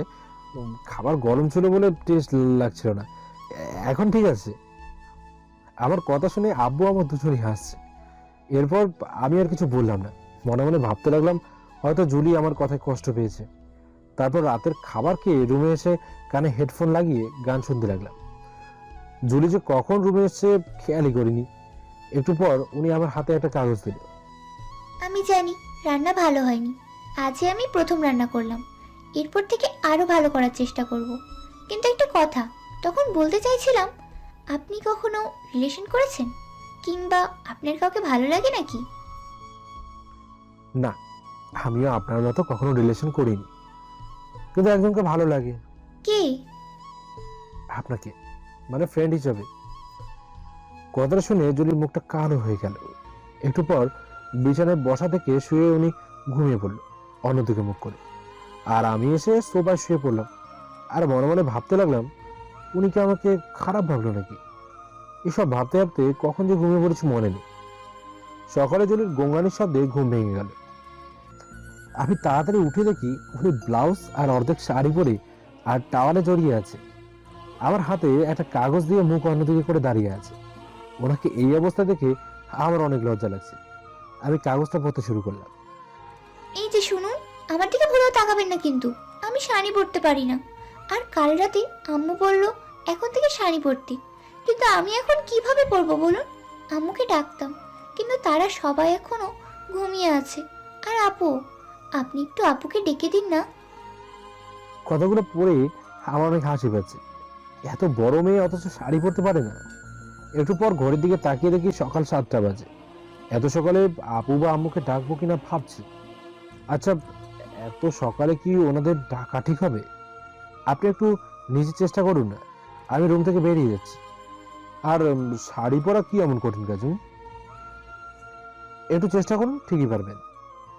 আমার কথা শুনে উনি আমার দিকে জিজ্ঞাসার সাথে তাকিয়ে আছে আর রাগে দাঁত কটমট করে ইশারায় বলল, আপনি মনে হচ্ছে খুব পারেন, তাই এতই যখন পারেন তাহলে পরিয়ে দিন, কিন্তু একটা শর্ত আছে, আপনার চোখ বন্ধ করে পরিয়ে দিবেন। আজব মেয়ে তো, আমি চোখ বন্ধ করে কিভাবে পড়াবো? এরপর উনি ইশারায় বললেন, দেখুন, আমি শুধু কুচি দিতে পারি না, আপনি ওটা কিভাবে করতে হয় দেখিয়ে দিন। আমি একটু পর ফ্লোরের দিকে তাকিয়ে একটা একটা পার্ট করে শাড়ির কুচি ভাঁজ করে ওনার হাতে ধরিয়ে দিলাম। এরপর আমি সোজা বাথরুমে চলে গেলাম। এই প্রথম আমি কোনো মেয়ের এত কাছাকাছি আসলাম। একটু পর আমি রুমে এসে দেখি ওনার শাড়ি পরা কমপ্লিট হয়ে গেছে। উনি আয়নার সামনে দাঁড়িয়ে চুল আঁচড়াচ্ছে। ভেজা চুলে অনেক সুন্দর লাগছে ওনাকে। তারপর ফ্যানের বাতাসে জুলির চুল থেকে একটা মিষ্টি সুগন্ধ আসছে, যা আমাকে আরো বেশি আকৃষ্ট করে তুলছে। আমি একভাবে তাকিয়ে আছি বলে জুলি কিছুটা বিরক্ত মাখা মুখ নিয়ে রুম থেকে বেরিয়ে গেল। উনি বেরিয়ে যাওয়ার পর আমার নিজের কাছে অনেক খারাপ লাগতে লাগলো। কেন যে আমি ওনার দিকে এভাবে তাকিয়ে থাকতে লাগলাম? হয়তো উনি আমাকে খারাপ ভাবলো। না, এবার থেকে আমি আর এইভাবে তাকিয়ে থাকবো না। উনি হয়তো আমাকে ফ্রেন্ডই ভাবে। আমি বারবার ওনাকে নিয়ে একটু বেশি বেশি ভাবছি। আমি আর কিছু না ভেবে একটু পর গোসল শেষ করে রেডি হয়ে অফিসের দিকে যাব। ঠিক তখনই জুলি দরজার সামনে এসে দাঁড়ালো। ওনার হাতে পরোটা আর ডিম ভাজা। তাহলে উনি আমার জন্য নাস্তা বানাতে গিয়েছিল। এরপর উনি আমার হাতে প্লেটটা দিয়ে বলল, খেয়ে নিন, আর এবার থেকে না খেয়ে অফিসে যাবেন না। আচ্ছা, আমি যে প্রতিদিন না খেয়ে অফিসে যাই সেটা আপনাকে কে বললো? আমু না আপু? সত্যি করে বলুন তো, কে? আম্মু। আপনি খেয়েছেন সকালে? জুলি মাথা নেড়ে না উত্তর দিলেন। কেন, আপনি খাননি কেন এখনো? এখন না, সবাই ঘুম থেকে উঠুন তারপর। বুঝলাম। আচ্ছা জুলি, আপনি কি বাসায় এভাবে ইশারায় কথা বলতেন না খাতায় লিখতেন? উনি মাথা নেড়ে বলল। দুইভাবেই। আরো আমাকে ঘড়ির দিকে তাকাতে বলল। আমি ঘড়ির দিকে তাকিয়ে দেখি 9টা বাজে, আর 30 মিনিটের মধ্যে অফিসে যেতে হবে। আমি তাড়াতাড়ি হাত ধুয়ে বেরিয়ে পড়লাম। সিঁড়ি থেকে নেমে গাড়িতে যখন উঠতে যাব, ঠিক তখনই উনি তাড়াতাড়ি সিঁড়ি থেকে নেমে আমার হাতে একটা বাক্স দিল, আর সাথে একটা কাগজ দিল। আমি কাগজটা খুললাম। দুপুরের খাবার এই টিফিন বক্সে আছে, সময় করে খেয়ে নেবেন আর সাবধানে যাবেন। বাই। আপনি এতটুকু সময়ের মধ্যে রান্না কিভাবে করলেন? পরে এক সময় বলবো, এখন আপনার দেরি হয়ে যাচ্ছে অফিসের। এখন যান, তাড়াতাড়ি আসবেন। বাই। এরপর আর আমিও কোনো কথা না বলে সোজা অফিসের দিকে রওনা দিলাম। এরপর আমি অফিসে এসে অফিসের কাজ করতে লাগলাম, কিন্তু মন পড়ে আছে জুলির কাছে। এখন বুঝলাম ভালো লাগাটা কি জিনিস। এরপর এইসব চিন্তা মাথা থেকে বের করে দিয়ে কাজে মন দিলাম। এরপর কাজ শেষ করে লাঞ্চ টাইমে জুলির দেওয়া টিফিন বক্স খুলে দেখি আমার পছন্দের আইটেম। আমি তাড়াতাড়ি হাত দিয়ে খাবারটা যখনই মুখে দেবো, তখনই জুলির কথা আমার মনে পড়লো। উনি খেয়েছে কি? আপুকে একটা কল দিই। আপুকে কল দেওয়ার সাথে সাথে আপু ফোনটা ধরলো। হ্যালো আপু। বল, কি হয়েছে? তেমন কিছুই না, আসলে জুলি কি করছে, আরো দুপুরে খাবার খেয়েছে। বাহ, তুই তো দেখি ওকে নিয়ে অনেক ভাবছিস। তুই ওকে ভালোবেসে ফেলেছিস, আমি জানি, কিন্তু এইভাবে মনের কথা লুকিয়ে না রেখে গিয়ে বলে দে। তোর শুধু আমার সাথে ফাইজলামি করা ছাড়া কি আর কোনো কাজ নেই? ও কি খেয়েছে নাকি সেটা বল। খেয়েছে। প্রথমে না করছিল, বলছিল তুই আসলে খাবে, তারপর আব্বু রাগ করবে দেখে খেয়ে নিয়েছে। আচ্ছা ঠিক আছে, এখন ফোন রাখ, আর আমি তাড়াতাড়ি আসছি। তা তো বটেই, এখন তোমার জুলি আছে, এখন তো তাড়াতাড়ি বাসায় আসবাই। আর আগে তো রাত 12টা বাজলেও তোর খবর থাকতো না। বাজে কথা কম বল, ফোন রাখ এখন। এটুকু বলে ফোনটা কেটে দিলাম। তারপর দুপুরের খাবারটা খেয়ে একটু রেস্ট নিয়ে আবার কাজে মন দিলাম। রাত 8টার দিকে অফিস শেষ হলো। আমি বাসার উদ্দেশ্যে বেরিয়ে পড়ছি, ড্রাইভ করছি, আর ভাবছি এই কয়েকদিনে জুলির প্রতি আমি অনেকটা দুর্বল হয়ে পড়েছি। একটু পর জ্যামে আটকে গেলাম। পাশ দিয়ে একটা হকার ছেলে গোলাপ ফুলের ডিজাইনের প্লাস্টিকের খোপার কাটা ক্লিপ নিয়ে যাচ্ছে। ওর কাছ থেকে কিছু ক্লিপ আর খোপার কাটা কিনে ওগুলো মূল্য পরিশোধ করে আবার ড্রাইভ করা শুরু করলাম। আর এদিকে পাশের ফ্ল্যাটের আন্টি ভাবিরা জুলিকে বাসায় দেখতে আসছে। একটু পর জুলি সবার জন্য চা বানাতে গেল। এরপর একে একে সমালোচনা শুরু করে দিল। তা সুমনের আম্মা, বউ তো লাখে একটা, মাশাল্লাহ চেহারা, কিন্তু ভদ্রতাকে জানে না নাকি? আমাদের হাত দেখে সালাম দিল, মুখে একবারও বলল না। দেখেছেন আম্মু, আপনি এত করে এতগুলো প্রশ্ন করলেন, নাম কি, কিসে পড়ো, অথচ বোবার মতো দাঁড়িয়ে আছে। আন্টি, সুমনের বউ কি বোবা? বোবা। ওর নাম সালমা আক্তার জুলি, এবার অনার্সে পড়তে হবে, কিন্তু অনেক লক্ষ্যে একটা মেয়ে। এরপর সবাই মিলে অট্ট হাসিতে মেতে উঠল, আর জুলিকে উদ্দেশ্য করে বিভিন্ন বিবৃতিমূলক কথা বলল। তাহলে সুমন একটা বোবা মেয়েকে বিয়ে করলো, সমাজে মুখ দেখাবে কিভাবে? আপনারাও বা মানলেন কিভাবে বউ হিসাবে? পরিচয় দিতে পারবেন তো? এভাবে বলছি কেন বৌমা? আর পরিচয়ের কথা বললে না, তোমরা না পারলেও আমাদের বউকে ঠিকই আমরা পরিচয় দিতে পারবো। এরই মধ্যে জুলি সবার জন্য চা বানিয়ে এলো। এক এক করে সবার হাতে চা দিতে লাগলো, আর সবাই চা ফিরিয়ে দিল। আর একজন বলল, এই বোবা মেয়ের হাতের চা খাবার থেকে না খাওয়াই ভালো। সুমনের আম্মা, আসি গো। কথাটা শুনে জুলির চোখ দিয়ে পানি পড়ে গেল। কোনো মতে চায়ের কাপগুলো টি টেবিলে রেখে সোজা রুমে এসে দরজা বন্ধ করে দিয়ে কান্না করতে লাগলো। রাত 9টার দিকে আমি বাসায় এসে কলিং বেল বাজাতেই আপু এসে দরজা খুলে দিল। কিন্তু আপুর মুখটা কেমন জানি কালো কালো দেখাচ্ছে। আমি ভাবলাম হয়তো দুলাভাইয়ের সাথে ঝগড়া করেছে। আমি সেদিকে কান্না দিয়ে আমার রুমে চলে আসলাম, কিন্তু এসে দেখি দরজা দেওয়া। আমি একটু ধাক্কা দেওয়ায় দরজা খুলে গেল।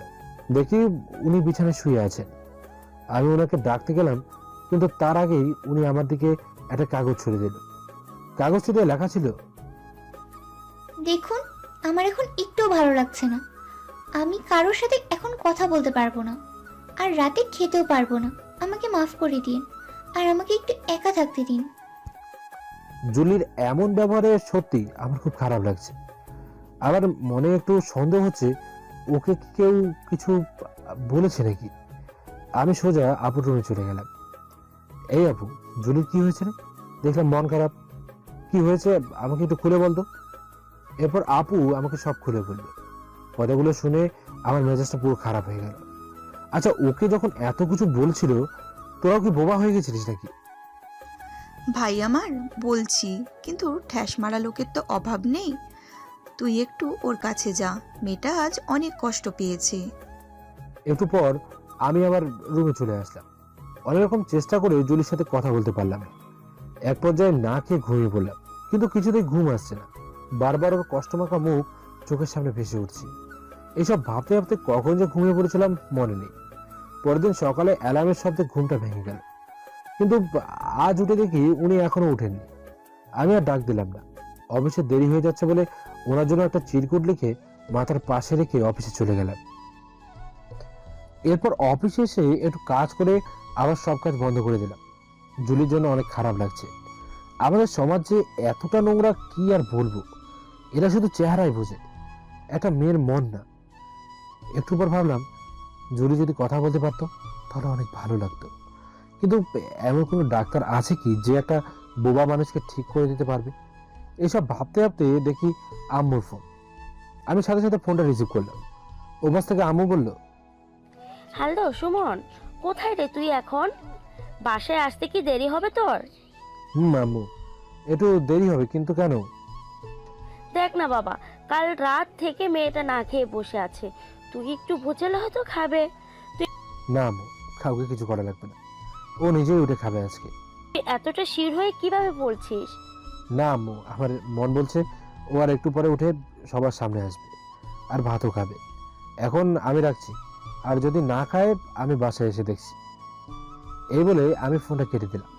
আর এইদিকে পেটের মধ্যে ইঁদুর দৌড়াচ্ছে। হঠাৎ কাল রাতের কথা মনে পড়লো জুলির। সুমনকেও রুমে দেখছি না। কাল রাতে আমার ব্যবহারে মনে হয় উনি অনেক কষ্ট পেয়েছেন। না, এরকম করা ঠিক হলো না। কাল রাতে উনি আমার সাথে অনেক কথা বলার চেষ্টা করেছিল, কিন্তু আমি বারবার ওনাকে ফিরিয়ে দিচ্ছি। এখন নিজের কাছে অনেক খারাপ লাগছে। না, আজ রাতে ওনাকে সরি বলতে হবে। এই বলে বিছানা থেকে উঠতে যাবে, ঠিক তখনই খাটের পাশে রাখা টেবিলের দিকে নজর গেল জুলির। ওখানে কিছু খোপার কাটা ক্লিপ রাখা, আর তার পাশে একটা চিরকুট। একটু পর হাত বাড়িয়ে চিরকুটটা হাতে নিল, তারপর খুলল। জানি হয়তো কালকে আন্টিদের ব্যবহারে আপনার অনেক খারাপ লেগেছে, কিন্তু বিশ্বাস করেন আপনার যতটুকু কষ্ট লেগেছে ঠিক তেমনই আমারও লেগেছে। অফিস থেকে বাসায় এসে শুধু আপনার সাথেই একটু কথা বলি, কিন্তু কাল আপনি নিজেই আমাকে ফিরিয়ে দিলেন। এর জন্য আমি একটু কষ্ট পাইনি। আপনার জায়গায় যে কেউ থাকলে এমনটাই করতো, ইভেন আমি থাকলেও। আপনি কাল থেকে কিচ্ছু খাননি, প্লিজ খেয়ে নিন। আর আপনার জন্য টেবিলে কিছু খোপার কাটা ক্লিপ আছে, খোলা চুলে এগুলো পরলে আপনাকে আরো সুন্দর লাগবে। উনি আমার জন্য এত কিছু ভাবেন, তাহলে উনি কি আমাকে ভালোবাসেন? না না, আমি হয়তো ভুল ভাবছি। আর উনি তো সেদিন আমাকে বলল যে উনি শুধু আমাকে ফ্রেন্ড ভাবেন। একটু পর জুলি উঠে গোসল শেষ করে আবার কথা মতো সাজুগুজু করলো। তারপর রুম থেকে বেরিয়ে রান্নাঘরে চলে গেল। গিয়ে দেখে আম্মু সবজি কাটছে। ওনাকে দেখে আম্মু সবজি কাটা বাদ দিয়ে বলল, আমার বউটাকে তো অসম্ভব সুন্দর লাগছে। আম্মুর কথা শুনে জুলির মুখ লজ্জায় লাল হয়ে গেল। একটু পর উনি ইশারায় বলল, আম্মু, আমি সবজিগুলো কেটে দিই। এই একদম না, কাল রাতে তুমি কিছুই খাওনি। এভাবে না খেয়ে থাকলে শরীর খারাপ হবে তো। চুপচাপ এখানে গিয়ে বসো, আমি তোমার খাবার বেড়ে যাচ্ছি। এরপর আর জুলি কোনো কথা না বলে টেবিল থেকে একটা চেয়ার টেনে বসলো। একটু পর আম্মু ভাতের প্লেট এনে জুলিকে খাইয়ে দিল। এরপর আম্মুকে ইশারায় বলল, উনি খেয়েছেন? 2-3 বার ইশারা করে বলার পর আম্মু বুঝলো। তারপর বলল, ওর কথা বাদ দাও, ও তো ওর ঠিকই আছে নাকি কোনো কিছু? কাল রাত থেকে না খেয়ে আছে, সকালে এত করে বললাম খেয়ে যেতে, কিন্তু রাগ করে চলে গেল। এরপর জুলি অর্ধেক খেয়ে সোজা রুমে চলে আসলো। তারপর একটা কাগজ নিয়ে রান্নাঘরে গেল। ওকে দেখে আম্মু বলল, কি ব্যাপার আম্মু, এইভাবে অর্ধেক খাবার খেয়ে দৌড় মারলে কেন? এরপর জুলি খাতায় লিখে বলল, আসলে আম্মু একটু পেট ব্যথা করছে, তাই সুমন আসলে একেবারে খাবো। বুঝতে পারছি, কোনো ব্যথা হচ্ছে, এ হচ্ছে মনের ব্যথা। তারপর জুলি আর কিছু না বলে রান্নাঘর থেকে চলে গেল। আর মনে মনে অনুতপ্ত হতে থাকলো আমার জন্য উনি না খেয়ে অফিসে চলে গেল। এরপর সবাই বাসায় এসে এক এক করে দুপুরের খাবার খেয়ে নিল, কিন্তু জুলি বারান্দায় দাঁড়িয়ে আমার জন্য অপেক্ষা করছে। আবার রুমে গিয়ে এই পাশ থেকে ওই পাশে পাচারি করে বেড়াচ্ছে। এভাবে সন্ধ্যা 7টা বেজে গেল। ঠিক তখনই কলিং বেলে কে যেন চাপ দিল। জুলি দৌড়ে গিয়ে দরজা খুললো, কিন্তু দরজা খোলার পর যা দেখলো তার জন্য সে মোটেও উপস্থিত ছিল না। কারণ কালকে যারা জুলিকে অপমান করেছে তারা আজকেও এখানে এসেছে। জুলি ওনাদের ইশারায় ভেতরে আসতে বলল। জুলি, কে এসেছে রে? আমরা আন্টি, আপনার বৌমাকে আর একটু দেখতে ইচ্ছে হলো, তাই চলে আসলাম। আর একটু গল্প করতেও ইচ্ছে হচ্ছে, তাই। ওনাদের দেখে আম্মুর আরো মেজাজ খারাপ হয়ে গেল। তারপর আম্মু শুনিয়ে বলল, কেন গো, কাল তো অনেক কথা বললে, আবার আজকে ওকে দেখতে ইচ্ছে হচ্ছে কেন? এরপর ভাবি কি যেন বলতে যাবে, ঠিক তখনই আমি কলিং বেল চাপ দিলাম। এবার জুলি বুঝলো এটা আমি। এরপর জুলি দৌড়ে গিয়ে দরজা খুললো। ঠিক তখনই আন্টি বলল, বাবা, বোবা হলে কি হয়েছে, সাজুগুজু আছে আবার। সাজুগুজু তো করবেই, যতই হোক সুমনের বোবা বউ, সুমনের জন্যই তো সাজবে। কথাটা শুনে আমার মেজাজ প্রচন্ড খারাপ হয়ে গেল। আমি তাড়াতাড়ি করে বসার রুমে গেলাম। তারপর বললাম, আচ্ছা আন্টি, আপনি যে প্রতিদিন আমার বাসায় এসে আমার বউকে বোবা বলছেন, আবার আমার বউ সম্পর্কে সমালোচনা করছেন। আচ্ছা, আমার বাবা মা না আমার বউকে পরিচয় দিতে পারছে না, কিন্তু আপনারা তো খুব পারছেন। আপনার ছেলের বউকে পরিচয় দিতে, তাই না? মানে কি বলতে চাচ্ছ তুমি? আমি যেটা বলছি সেটা আপনি ঠিকই বুঝতে পারছেন। আপনার ছেলে তো খুব ভালো, তাই না? এত ভালো যে অনেক মেয়ের জীবন নষ্ট করেছে। একবার এমন ভাবে ফেসেছে যে আর উঠতে পারলো না। সুমন, কি বলতে চাচ্ছ তুমি? বলতে চাচ্ছি যে আপনার এই স্বামী একটা লম্পট। সুমন, মুখ সামলে কথা বলবে কিন্তু। তাই নাকি? তাহলে আপনি আপনার বর্তমান স্বামীর নামে 1 বছর আগে থানায় রিপোর্ট করেছিলেন কেন? কারণ আপনার স্বামী আপনাকে ভোগ করে ছেড়ে দিয়েছিল, আর পরিশেষে যখন সবাই জেনে যাবে সেই ভয়ে তখন বিয়ে করে নিলেন। আর 1 মাস পর বললেন বাবু হবে। আসলে কি এই পিচ্ছিটা বৈধ নাকি অবৈধ? এ কি শুনছি ভাবি, সব কি সত্যি নাকি? সবাই নিশ্চয়। আরে আম্মু, ওদের কাছে কি শুনবে? ওদের কি বলার মুখ আছে আদৌ? এরপর ওনারা আর কথা না বলে চুপচাপ বাসা থেকে বেরিয়ে গেল। তারপর আমি দরজা লাগিয়ে রুমে চলে আসলাম। এসে দেখি জুলি আমার সামনে দাঁড়িয়ে আছে। ওনাকে আজ অপরূপ লাগছে, আর আমার দেওয়া ওই গিফটগুলো পড়েছে। বাহ, আপনাকে আজ অনেক সুন্দর লাগছে। আমার কথা শুনে জুলি হাসলো। তারপর ইশারায় বলল, থামুন। যান, ফ্রেশ হয়ে আসুন, আমি খাবার দিচ্ছি। এরপর উনি আমাকে জোর করে ঠেলতে ঠেলতে বাথরুমে পাঠিয়ে দিল। তারপর আমি ফ্রেশ হয়ে রুমে আসলাম। একটু পর জুলি রুমে ভাতের প্লেট নিয়ে এসে বলল, খেয়ে নিন। আপনি খেয়েছেন? উনি মাথা নেড়ে না উত্তর দিল। এরপর আমি বললাম, এদিকে আসুন। তারপর জুলিকে খাইয়ে দিলাম। উনি প্রথম না করেছিল, পরে যখন বললাম আমিও খাবো না, তারপর উনি খেয়ে নিল। এরপর রাতের খাওয়া শেষ করে আমি ল্যাপটপে বসে অফিসের কাজ করছিলাম। একটু পর জুলি 2 মগ কফি নিয়ে এসে আমার হাতে 1 মগ দিল। আরে, আপনি কিভাবে জানেন আমি যে এই টাইমে প্রতিদিন কফি খাই? এরপর উনি একটা কাগজ আমার হাতে দিল। একভাবে জানলাম, কিন্তু আমার জন্য আপনি সন্ধ্যায় আন্টিদের সাথে খারাপ ব্যবহার করলেন কেন? ওনারা তো আপনার কথা অনেক কষ্ট পেয়েছেন। ঠিকই বলেছি। কুত্তার জাতকে বেশি লাই দিতে নেই, দিলে আরো পেয়ে বসবে। নিজের বৌমা চরিত্রহীন আর আপনাকে আজে বাজে কথা বলেছে, তাই তো? আমার মাথা গরম হয়ে গেছে। আচ্ছা, আপনি কেমন ধরনের ছেলে পছন্দ করেন? আমার কথা শুনে জুলি একটু নেড়ে চেড়ে বসলো। তারপর উনি ইশারায় বলল, হঠাৎ এই প্রশ্ন কেন? আরে এমনি বলছি, বলুন না। জুলি মাথা নিচু করে বসে আছে, মনে হয় লজ্জা পেয়েছে। আমি আবার বললাম, কি হলো বলুন। আমার কথা শুনে ইশারায় আমাকে বলতে যাচ্ছিল, কিন্তু আমি কিছুই বুঝছি না। এরপর আমি খাতায় কি যেন লিখতে বসলাম। লেখা শেষ হলে কাগজটা আমার হাতে দিল। তাতে লেখা ছিল, এমন একটা ছেলে যে আমার কষ্টগুলো বোঝার চেষ্টা করবে আমি না বলার আগেই। আমার পছন্দের জিনিস যেগুলো আমি পছন্দ করি সেগুলো সবসময় কিনে এনে দেবে আমায়। এমন একটা ছেলে যে কোনোদিন স্মোক বা ড্রিঙ্ক করবে না, বড়দের রেসপেক্ট করবে আর আমাকে অনেক ভালোবাসবে। আর সত্যি কথা বলতে আপনার মতো একটা ছেলে আমার জীবনে চাই। জুলির কথাগুলো পড়ে আমার সত্যি অনেক হাসি পাচ্ছে। আমাকে এমনভাবে হাসতে দেখে উনি ইশারার মাধ্যমে বলল, আপনি এভাবে হাসছেন কেন? আপনার কথা শুনে। তা আপনার কেন মনে হলো আমার মতো ছেলে চাই? আমার মতো কি এমন দেখলেন? আমি আপনাকে যত দিন ধরে দেখছি, চিনেছি, আমার মনে হয় আপনার মধ্যে এই সকল গুণগুলো আছে, তাই। থাক, হাত দাহব দিতে হবে না। আচ্ছা, তখন তো খাতায় লিখলেন আপনার পছন্দের জিনিসগুলো। তা আপনার পছন্দের জিনিস কোনগুলো? এরপর আমাকে ইশারায় বোঝাতে যাচ্ছিল। তারপর আবার কিভাবে খাতায় লেখা শুরু করলো। কিছুক্ষণ লেখার পর খাতাটা আবার আমায় দিল। আমার ইচ্ছা খুবই সাধারণ। আমি কোনো ডায়মন্ড রিং বা দামি শাড়ি চাই না। একজোড়া কাচের চুড়ির সাথে একজোড়া ম্যাচিং করা কানের দুল। আর আপনি যেগুলো কাল আমার জন্য নিয়ে এসেছেন ওই রকম জিনিসগুলো। আর কোনো এক বর্ষার দিনে কদম ফুলের খোপা। বুঝলাম। কি বুঝলেন আপনি? পরে বলবো, এখন অনেক রাত হলো, ঘুমিয়ে পড়েন। কাল সকালে কথা হবে।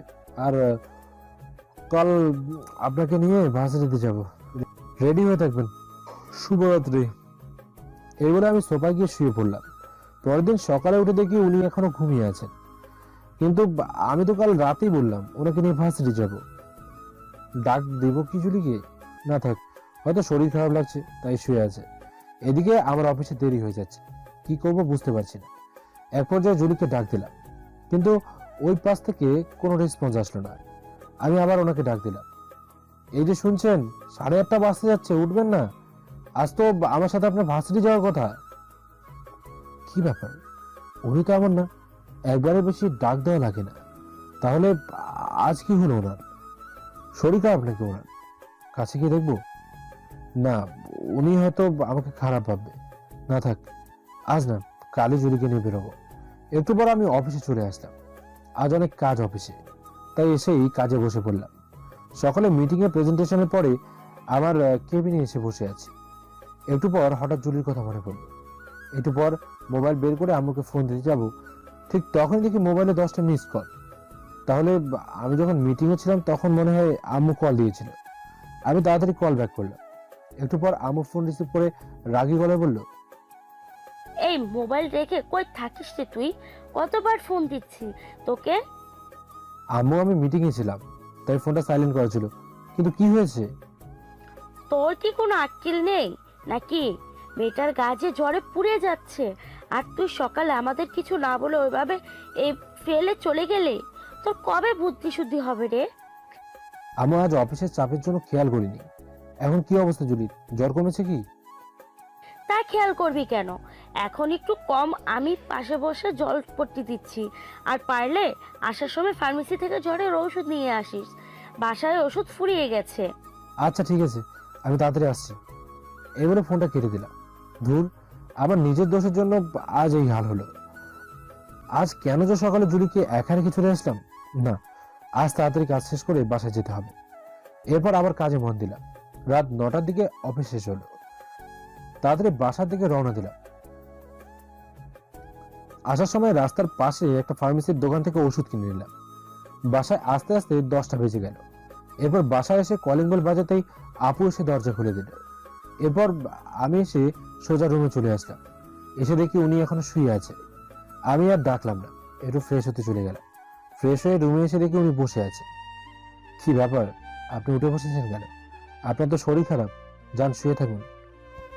ভালো লাগছে না। আর আপনি কখন আসলেন? এই তো একটু আগে। কিন্তু আপনার শরীরের কি অবস্থা এখন? আর এই জ্বরটা কিভাবে বাঁধলেন আপনি? একটু ভালো। খেয়েছেন আপনি? না, খাইনি। কিন্তু কেন বলুন তো? তেমন কিছু না, খেয়ে আসুন তারপর বলছি।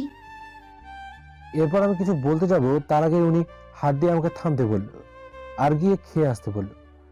কি আর করা, আমিও বাধ্য ছেলের মতো খেতে চলে গেলাম।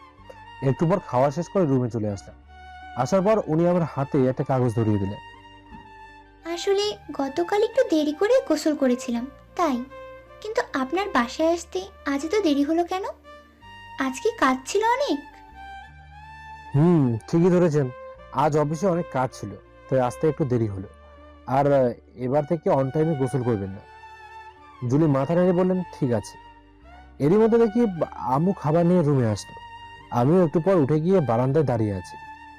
আম্মু জুলিকে খাইয়ে দেওয়ার পর আমি রুমে এসে ঘড়িতে তাকিয়ে দেখি 11টা বাজতে চলেছে। একটু পর আমি ওনাকে ওষুধ খাইয়ে দিলাম। আজ আমার শরীরটা ভালো না, তাই আমিও গিয়ে সোফায় শুয়ে পড়লাম। মুহূর্তের মধ্যে চোখে ঘুম চলে আসলো, কিন্তু মাঝরাতে গোঙানির শব্দে ঘুমটা ভেঙে গেল। বাইরে প্রচুর বৃষ্টি হচ্ছে। আমি তাড়াতাড়ি উঠে রুমের লাইট জ্বালিয়ে দেখি জুলি শীতে কাঁপছে, আর ওনার শরীর থেকে চাদরটা সরে গেছে। আমি কাছে গিয়ে চাদরটা নিয়ে ওনার শরীরে জড়িয়ে দিলাম, কিন্তু একটু পর উনি আমার হাত শক্ত করে চাদরের সাথে চেপে ধরল, আর বারবার গোঙানির আওয়াজ ওনার মুখ থেকে বের হচ্ছে। আমি অনেক ছাড়ানোর চেষ্টা করলাম, কিন্তু উনি চাদরের সাথে আমাকে শক্ত করে চেপে ধরেছেন। এই অবস্থায় ওনাকে ফেলে রেখে সোফায় গিয়ে শুয়ে থাকাটা ঠিক হবে না, তাই বাধ্য হয়ে ফ্লোরে বসে খাটের উপর মাথা রেখে শুয়ে পড়লাম। পরের দিন সকালে ঘুম ভাঙলে দেখলাম জুলি এখন আমার হাত চেপে ধরেই আছে। আমি ওনার কপালে হাত দিয়ে দেখলাম এখন জ্বর নেই একদম। আমার হাতের ছোঁয়া পেয়ে জুলি চোখ মেলে তাকায়। এখন কেমন বোধ করছেন? উনি উঠে বসে ইশারায় বলল, আগের থেকে অনেক ভালো। এখন তো জ্বর নেই একদম। আর যখন ভালো বোধ করছেন, তো আজ কি ভার্সিটি যেতে পারবেন? ভার্সিটি গিয়ে ভর্তির কাজটা সেরে আসলে ভালো হতো। উনি ইশারায় বলল যে যেতে পারবে। তো গিয়ে ফ্রেশ হয়ে রেডি হয়ে এসো। ইশারায় আচ্ছা বলে উনি ফ্রেশ হতে চলে গেলেন। কিছুক্ষণ পর উনি ওয়াশরুম থেকে বের হলে আমি ওনাকে রেডি হতে বললাম। আমিও ওয়াশরুমে গিয়ে ফ্রেশ হয়ে এসে রেডি হয়ে নিলাম। তারপর দরকারি সব কাগজপত্রগুলো নিয়ে 8টায় আমরা বাসা থেকে গাড়ি নিয়ে বের হলাম ভার্সিটি যাওয়ার জন্য। আমাদের বাসা থেকে ভার্সিটি বেশি দূরে না, এই গাড়ি করে যেতে 30 মিনিট লাগে।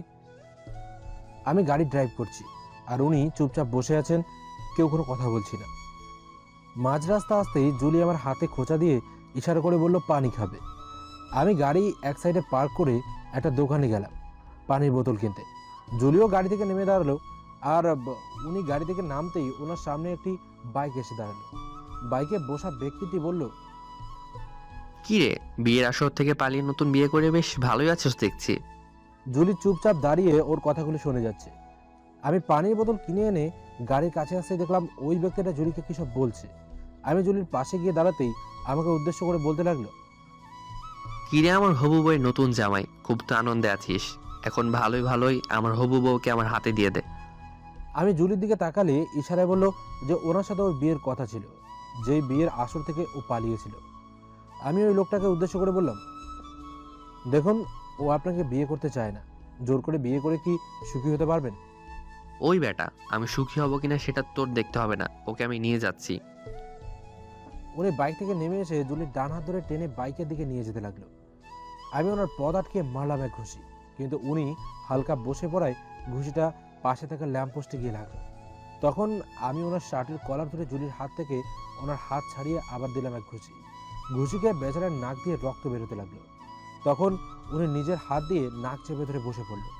একটু পর উঠে দাঁড়িয়ে আবার পাশে তাকাতেই দেখি একটা কাঠের টুকরো পড়ে আছে। ওটা হাতে নিলাম, আবার কাছে আসতেই ওর পায়ের মধ্যে দিলাম কয়েকটা বাড়ি। বাড়িকে রাস্তায় পড়ে গড়াগড়ি খাচ্ছে। একটু পর কোনো রকমভাবে উঠে দাঁড়িয়ে বাইকের দিকে এগিয়ে গিয়ে বাইকে উঠে চলে যাবে, কিন্তু যাওয়ার আগে বলে গেল, তোদেরকে দেখে নেব। এই বলে বাইক স্টার্ট করে চলে গেল সে। আর এইদিকে আমি মারামারি করতে গিয়ে খেয়ালই করিনি যে আমার হাত কেটে গেছে, কিন্তু কিভাবে কাটলো আমি নিজেও জানি না।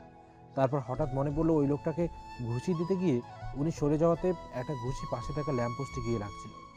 অনেক ব্যথা করছে, কিন্তু জুলি একটু পর ওনার ব্যাগ থেকে টিস্যু বের করে ক্ষত জায়গাটা বারবার মুছে দিচ্ছিল। আমি সেদিকে খেয়াল না করে ওনাকে বললাম, এইটুকু কেটে যাওয়াতে আমার কিচ্ছু হবে না, আপনি গাড়িতে গিয়ে বসুন। কিন্তু উনি আমার কোনো কথা না শুনে এখন আমার হাত ধরে টিস্যু দিয়ে জায়গাটা চেপে ধরে আছে। ভালোই ব্লিডিং হচ্ছে ওখান থেকে। জুলি চলুন, এবার আমরা অফিসে যাব, দেরি হয়ে যাচ্ছে। এরপর উনি আমার রাগী কণ্ঠ শুনে মুখ কালো করে গাড়িতে এসে বসলো।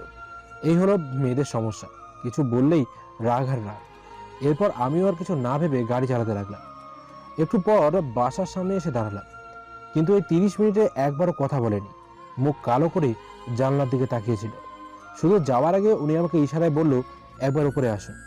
আমি প্রথমে না করে দিয়েছিলাম, কিন্তু উনি জিজ্ঞাসার দৃষ্টিতে আমার দিকে তাকিয়ে আছে।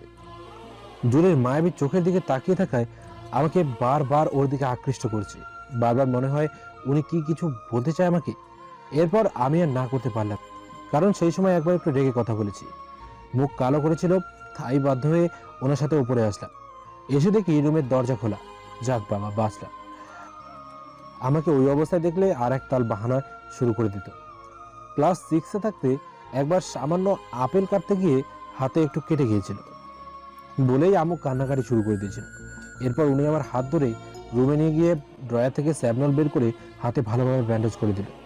এরপর আমি উঠে যেতে লাগবো, ঠিক তখনই আমাকে ধাক্কা দিয়ে বসতে বলল আর ইশারায় বলতে লাগলো, খুব রাগ না? আবার হাত দেখিয়ে বলছে।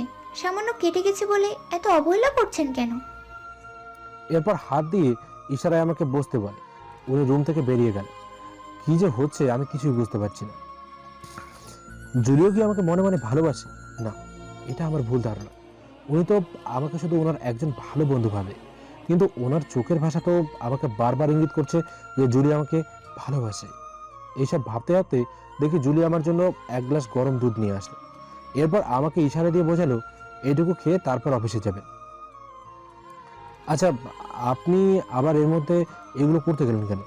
আপনি খালি খালি আমার জন্য কষ্ট করতে গেলেন। হাতে ড্রেসিং করে দিলেন, এক জায়গায় থেকে ঘুরে এসে আবার রান্না করে গিয়ে দুধ গরমও করলেন। শুধু শুধু কষ্ট করছেন কেন? এরপর আমাকে আর কিছু বলার সুযোগ দিল না, হাত দিয়ে আমাকে থামতে বলল আর ঘড়ির দিকে ইশারা করে বলল, দেখুন কয়টা বাজে। আমি আর কিছু না বলে তাড়াতাড়ি খেয়ে বাসা থেকে বের হলাম। আসার সময় দেখি জুলি ব্যালকনিতে দাঁড়িয়ে আছে। তারপর আমাকে ইশারা করে বলল, বাই। আমিও ওনার দিকে তাকিয়ে ছোট্ট একটা হাসি দিয়ে অফিসে চলে আসলাম। কিন্তু অফিসে এসে ওই ব্যক্তির লাস্ট কথাটুকু বারবার মনে পড়ছে, তোদের দেখে নেব না। একবার যখন জুলির খোঁজ পেয়ে গেছে, ওনাকে একা কিছুতেই ছাড়া যাবে না। আমি জুলিকে কিছুতেই হারাতে পারবো না। যত তাড়াতাড়ি সম্ভব আমি ওনাকে আমার মনের কথা জানাবো।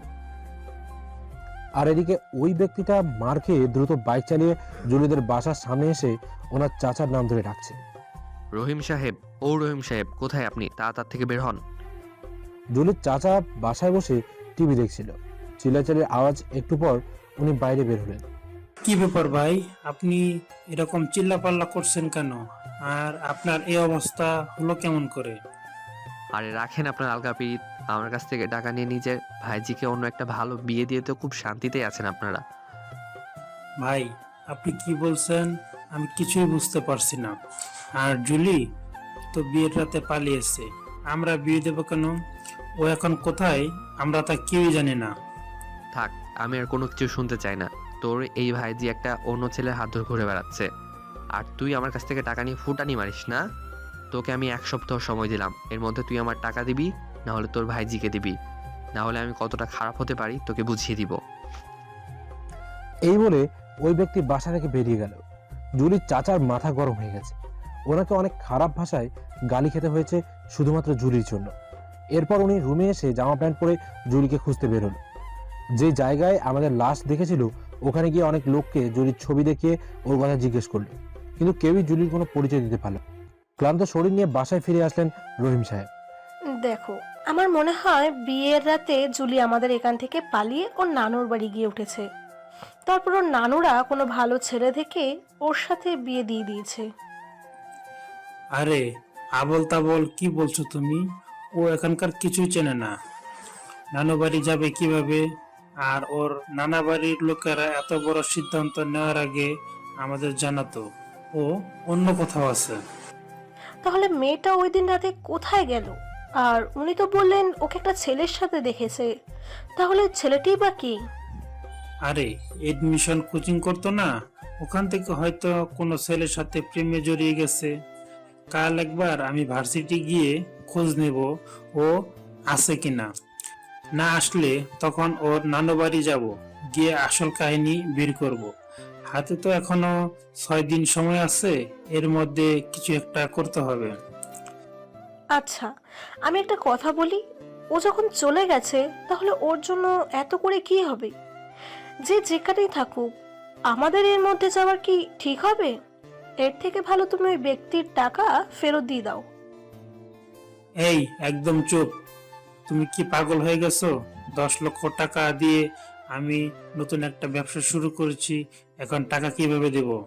যেভাবে হোক জুলিকে আমি ফিরিয়ে আনবো, আর পরের মেয়ের জন্য এত দরদ দেখিয়ে লাভ নেই। এই কাজগুলো ঠিক হচ্ছে না, আমাদের মেয়ের বয়সী। তুমি আর একবার ভেবে দেখো, এর থেকে ওর ঠিকানা জোগাড় করে ওদের মেনে নিই আমরা। দেখো, আমাকে জ্ঞান দিতে আসবে না। এমন ভাব করছো যেন ও আমাদের মেয়ে। আমি আর এখন একটা কথাও ওর সম্পর্কে শুনতে চাই না। আমাকে খেতে দাও, আমার কাজ আছে। এবার চাচিও আর কিছু না বলে ওনার স্বামীকে খেতে দিল। রাত 8টা বাজে, অফিস সবেমাত্র শেষ হলো।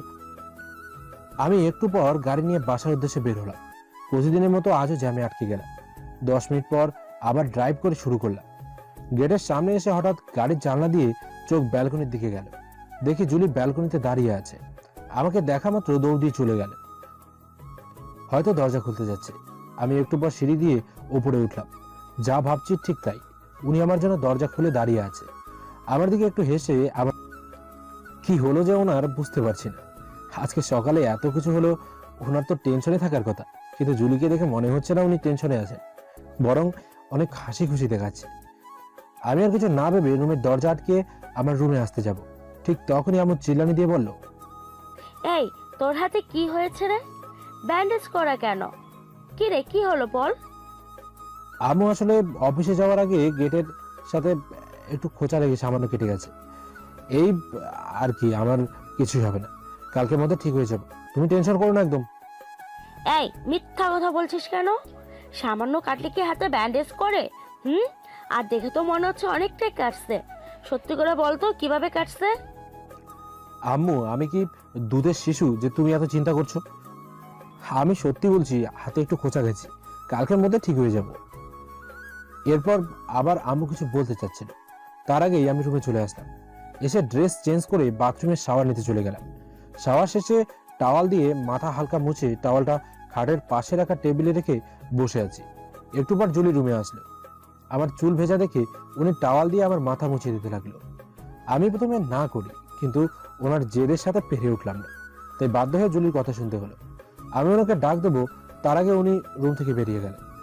এরপর আমি বসে টিভি দেখতে লাগলাম। 10:30টার দিকে জুলি এসে খাওয়ার জন্য ডাক দিল। তারপর রাতের খাবার খেয়ে রুমে এসে পায়চারি করছি, কিন্তু 11:30 বাজতে যাচ্ছে, জুলি রুমে আসছে না। এরপর আমি বারান্দায় গিয়ে কিছুক্ষণ দাঁড়িয়ে রাতের আকাশের দিকে তাকিয়ে আছি। একটু পর মোবাইল বের করে দেখি প্রায় 12টা বাজে। এরপর রুমে গিয়ে ল্যাপটপ অন করে অফিসের কিছু কাজ করছিলাম। এর মধ্যে দেখি উনি আমার জন্য এক মগ কফি এনে পাশের টি টেবিলে রাখলেন। আচ্ছা, আপনি তো আজ দেখি আমার জন্য অনেক কিছু করছেন। উনি মাথা নেড়ে উত্তর দিলেন, কি এমন করলাম? না মানে, সকালে মারামারি করার পর আমার হাত কাটছে দেখে আমার হাতে ব্যান্ডেজ করে দিলেন। আমার ব্লিডিং হয়েছে অনেক বলে আমার জন্য নিজের হাত পুড়িয়ে গরম দুধ নিয়ে আসলেন। তারপর এখন আমি প্রতিদিনে এই টাইমে কফি খাই বলে আমাকে কফি করে দিলেন। এরপর আমাকে হাত দিয়ে 5 মিনিট ওয়েট করতে বললো। তারপর খাতায় কি জানি লিখতে থাকলো। লেখা শেষ হলে খাতাটা আবার আমার হাতে দিল। আচ্ছা, আপনি এভাবে কথা বলছেন কেন? আপনি আমার জন্য ওই অসভ্য ব্যক্তির সাথে মারপিট করলেন। এই কাজগুলো করলে কি হয়েছে? সারাদিন তো আমি বাসায় থাকি। এরকম বললে আর কিন্তু আপনার কোনো কাজ করে দিব না। আরে, আপনি কি আমার উপর রাগ করেছেন? উনি মাথা নেড়ে, আসলে আমি এমনি শুনছি, প্লিজ মাইন্ড করেন না। জুলি আবারও মাথা নেড়ে বললেন, রাগ করেনি। কিন্তু এবার আমি বুঝতে পারলাম ওনার ঘুম আসছে। ঘড়ির দিকে তাকিয়ে দেখি 12টা বাজে। জুলি, আপনার হয়তো ঘুম পেয়েছে, আপনি ঘুমিয়ে পড়ুন, কাল সকালে কথা হবে। উনি আর কিছু না বলে বিছানায় গিয়ে শুয়ে পড়ল। এরপর আমি আবার অফিসের কাজ করতে মন দিলাম। একটু পর আমারও চোখে ঘুম চলে আসলো। আমি সব কিছু গুছিয়ে কাপটা রান্না করে রেখে রুমে এসে দেখি উনি কাঁপছে। ফ্যানের বাতাসে চাদরটা ওনার শরীর থেকে সরে গেছে। এরপর আমি চাদরটা দিয়ে জুলির শরীরটা ঢেকে দিলাম। সোফা এসে শুয়ে পড়লাম, কিন্তু চোখ বুঝলেই জুলির হাসি মাখা মুখটা চোখের সামনে ভেসে উঠছে। বারবার মনে হচ্ছে উনি হয়তো আমাকে ভালোবাসে। এইসব ভাবতে ভাবতে কখন যে চোখ লেগে গিয়েছিল মনে নেই। পরের দিন সকালে উঠে দেখি জুলি সাজুগুজু করে রেডি হয়ে আছে। এত সকালে কেন সেজেছে কিছুই বুঝতে পারছি না। আবার মিটিমিটি করে হাসছে। কি যে হলো ওনার, কিন্তু জুলিকে ব্ল্যাক কালারের ড্রেসে অনেক সুন্দর লাগছে। আচ্ছা, আপনি এত সকালে এইভাবে সেজেগুজে আছেন কেন? কোথাও যাবেন কি? উনি মাথা নেড়ে হ্যাঁ উত্তর দিলেন। আচ্ছা, কোথায় যাবেন আপনি? আর আমার তো অফিস আছে, প্রতিদিন আপনাকে নিয়ে এভাবে ঘুরে বেড়ালে আমার চাকরিটা তো চলে যাবে। আরে গাধা, তোর যাওয়া লাগবে না, ও আমার সাথে যাবে। আজকে ওর ভার্সিটির প্রথম দিন, তাই আমি নিয়ে যাব। আচ্ছা, সাবধান নিয়ে যাস, আর খেয়াল রাখিস আবার আসার সময় সাথে করে নিয়ে আসিস ওকে। তুই এমন ভাব করছিস যেন জুলিকে রেখে আমি চলে আসব। যা, ফ্রেশ হয়ে নাস্তা খেতে যা, আম্মু ডাকছে তোকে। এই বলে আপু আর জুলি চলে গেলে। আমি যখন আপুর সাথে কথা বলছিলাম, উনি তখন শুধু হাসছিল। এরপর আমি উঠে গোসল শেষ করে রেডি হয়ে খাওয়ার টেবিলে গিয়ে বসলাম। জুলি আমার প্লেটে খাবার বেড়ে দিচ্ছিল। আমার পাশে দাঁড়িয়ে যখন খাবার পরিবেশন করছিল, তখন ফ্যানের বাতাসে ওনার চুল থেকে একটা মিষ্টি সুগন্ধ আসছিল, যা আপনাদের বলে বোঝাতে পারবো না। একটু পর আমি উঠে হাত ধুয়ে আমার রুমে ব্যাগ নিতে গেলাম। জুলিও আমার পেছন পেছন আসতে রাখলো। আমি ব্যাগ নিয়ে বের হব, ঠিক তখনই ও আমার দিকে অপলক দৃষ্টিতে তাকিয়ে আছে। কিছু বলবেন কি? উনি আমার দিকে তাকিয়ে আছে। আমি আবারও জিজ্ঞেস করলাম, জুলি, কিছু বলবেন কি আপনি? এরপর আমার হাতে দুটো চিরকুট ধরিয়ে দিল, আর সাথে একটা টিফিন বক্স। প্রথমটায় লেখা ছিল, দুপুরে সময় মতো খেয়ে নেবেন, আর তাছাড়া আজকে আপনার পছন্দের খাবার আমি নিজে রান্না করেছি। কেমন হয়েছে জানি না, কিন্তু আপনি খেয়ে নেবেন, আর আজ পারলে একটু তাড়াতাড়ি আসবেন। আর দ্বিতীয় চিরকুটে লেখা ছিল, আচ্ছা, আমাকে ভার্সিটি অবধি দিয়ে আসলে কি আপনার অফিসে যেতে অনেক দেরি হয়ে যাবে কি? যদি দেরি না হয় আমাকে দিয়ে আসুন। আপনার সাথে যতটা ফ্রিভাবে কথা বলি, আপুর সাথে সেরকম কিছুই বলি না, তাই বলছিলাম। ও এই ব্যাপার, আপনি এত টেনশন করছেন কেন? আপনাকে আমি প্রতিদিন দিয়ে আসবো, আবার প্রতিদিন সময় মতো নিয়েও আসবো। আর আপু অনেক ফ্রেন্ডলি, আপু আমাদের ব্যাপারে সব জানে, সো এত চিন্তা করার কিচ্ছু নেই।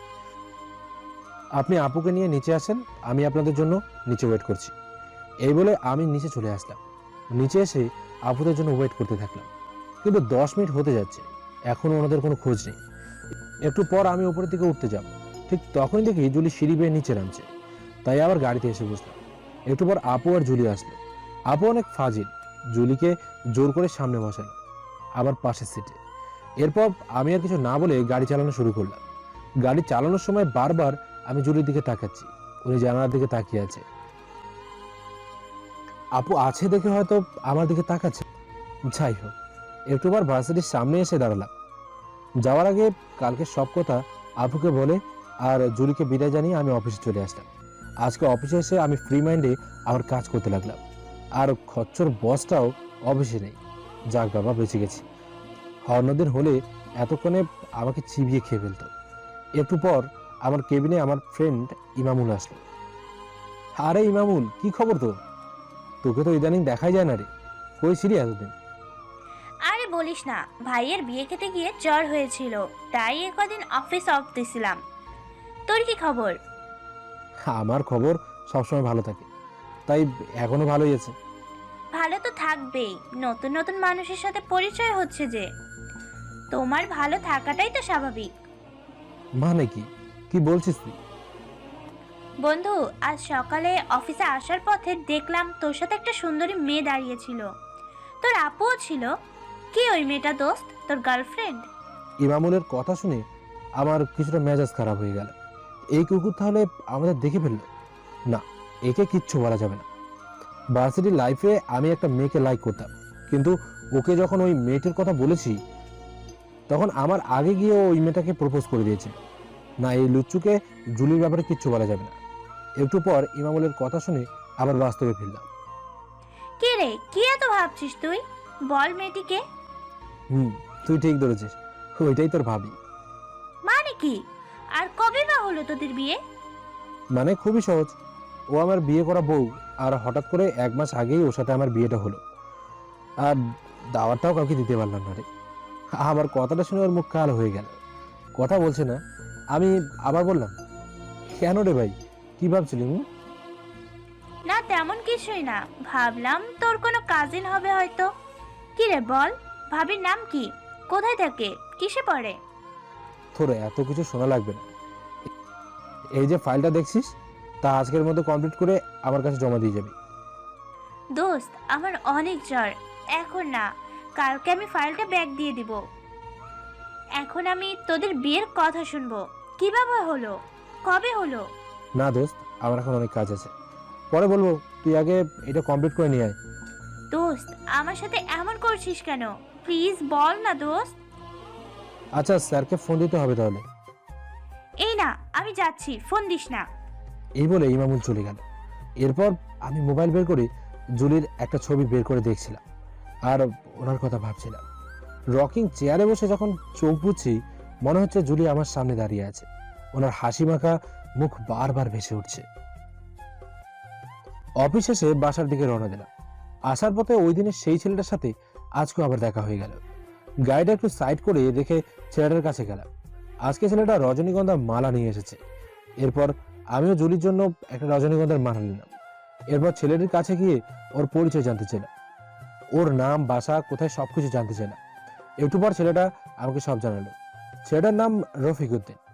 ওর মা নেই, অনেক ছোটকালে ওর মা মারা গেছে এবং বাবার কাছে ও মানুষ হয়েছে, ক্লাস 3-তে পড়ে। আচ্ছা, তোমার বাবা থাকতে তুমি তোমার পড়ালেখা বাদ দিয়ে এভাবে ফুল বিক্রি করছো কেন? ভাইয়া, আমার আব্বু একটা কারখানায় কাজ করে। আব্বু আমাকে কিছু করতে দেয় না, কিন্তু আব্বু 10 দিনের মতো অসুস্থ, তাই কাজে যেতে পারে না। তাই পেটের দায় এই 10 দিন এইভাবে কাজ করছি। তবে আব্বু এখন একটু সুস্থ হয়েছে, কাল থেকে আবার কাজে যাবে। আর কাজে গেলে আপনার সাথে হয়তো আর দেখা হবে না।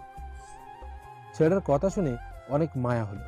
আমি ওকে 500 টাকা হাতে দিয়ে আর ওর জন্য কিছু খাবার কিনে দিয়ে চলে আসতে যাচ্ছিলাম, ঠিক তখনই ছেলেটা হাত ধরে বলল, ভাইয়া, আপনি অনেক ভালো। আমার সারাদিন ফুল বিক্রি করে যে টাকা হয় সেই টাকা আপনি একবারে দিলেন।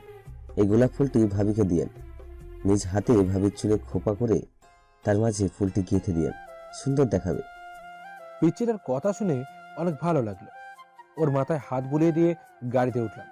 যাওয়ার আগে ওকে বললাম, ভালো থাকিস আর মন দিয়ে পড়ালেখা করবি। নিয়তি চাইলে হয়তো আবার দেখা হবে তোর সাথে। এরপর ওকে বিদায় জানিয়ে বাসার উদ্দেশ্যে রওনা দিলাম। সন্ধ্যা 7টার দিকে বাসায় এসে কলিং বেল বাজাতেই আপু এসে দরজা খুলে দিল।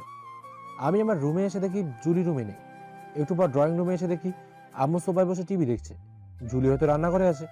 যাই একবার গিয়ে দেখে আসি, কিন্তু কি ব্যাপার, এখানেও নেই। কোথায় গেল মেয়েটা? আচ্ছা, একবার আম্মুকে জিজ্ঞেস করি। আম্মু, জুলি কোথায় দেখছি না যে, কোথাও গেছে নাকি?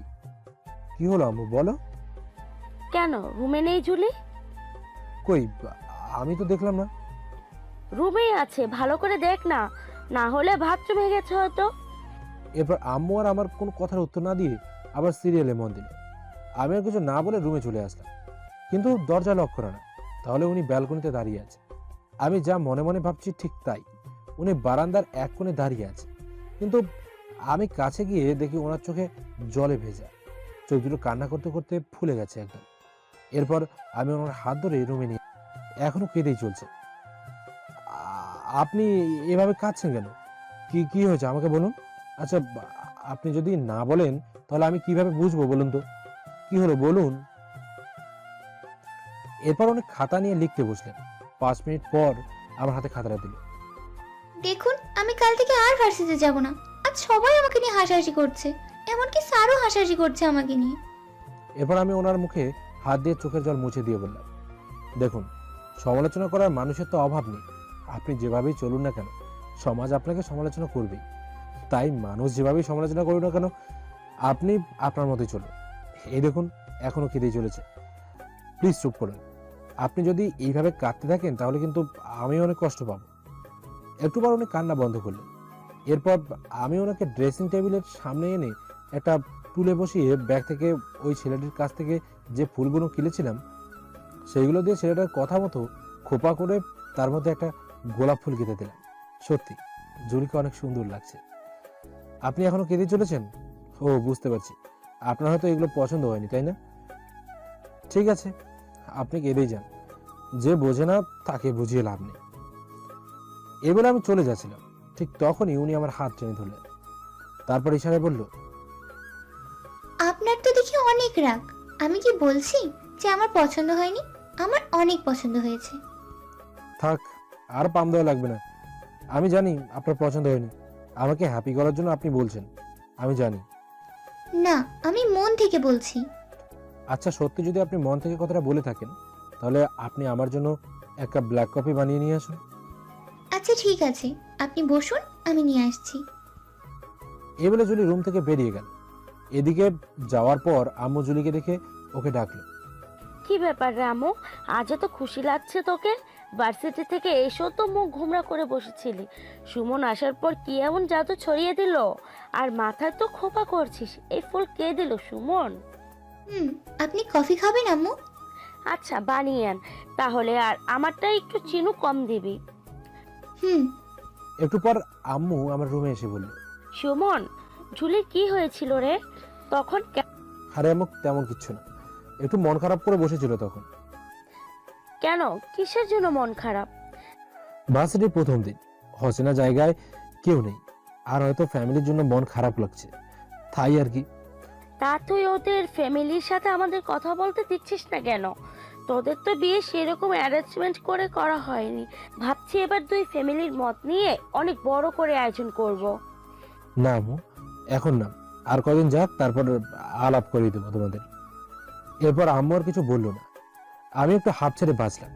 একটু পর জুলি আমার সামনে কফির মগটা রাখলো আর ইশারায় বলল, এবার বিশ্বাস হয়েছে তো আপনার যে আমি আপনার উপর রাগ করিনি? হয়েছে। আচ্ছা, আপনার ফ্যামিলি মানে মামি বা চাচা চাচি বা আপনার কাজিনদের জন্য মন খারাপ বা কষ্ট হয় কি? না। আমি পরিষ্কার দেখতে পেলাম ওনার চোখের কোণে হালকা পানি। আমি জিজ্ঞেস করলাম, উনি আমার থেকে লুকিয়ে ফেলল, জুলি আপনি যদি আবার কাঁদেন, আমি কিন্তু কফিটা। কি যে বলেন আপনি, আমি কান্না করব কেন? বুঝতে পারছি না ঠিক কি হচ্ছে। হয়তো উনি ফ্যামিলির জন্য কষ্ট পাচ্ছে। আচ্ছা, কাল তো শুক্রবার, কাল কোথাও ঘুরতে যাবেন? উনি মাথা নেড়ে আবার না উত্তর দিলেন। আচ্ছা, যদি কাল ত্রিশাল যাই, আপনার মামা বাড়ি? কথাটা শোনা মাত্রই জুলির চোখে মুখে কি আনন্দ বলে বোঝাতে পারবো না।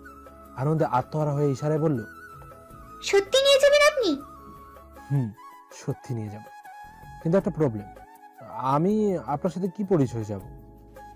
এখন যে পরিচয়ে আছে ওখানেও সেই পরিচয়ে যাবেন? কিন্তু আপনার ফ্যামিলি থেকে প্রবলেম হবে না তো? না, আমার মামি অনেক ভালো। আচ্ছা ঠিক আছে, তাই হবে। কিন্তু আমুর কাছে শুনলাম আপনি নাকি দুপুরে খাননি। আপনিও তো খাননি। আচ্ছা, 9টা বাজে, খাবার বাড়ুন, আমিও আসছি। রাতের খাবারকে আমি সোফায় বসে টিভি দেখছি। একটু পর উনি আমার পাশে এসে বসলেন।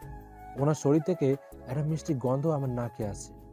ইচ্ছে করছে জুলিকে নিয়ে হারিয়ে যাই কোনো এক অচেনা শহরে, যেখানে কেউ নেই, শুধু জুলি আর আমি। রাতের বেলা জুলির হাত ধরে সমুদ্রের পার হেঁটে বেড়াবো, এসব ভাবছিলাম। তখন হাতে কে যেন একটা চিমটি দিল। আমি সাথে সাথে চিল্লানি দিলাম।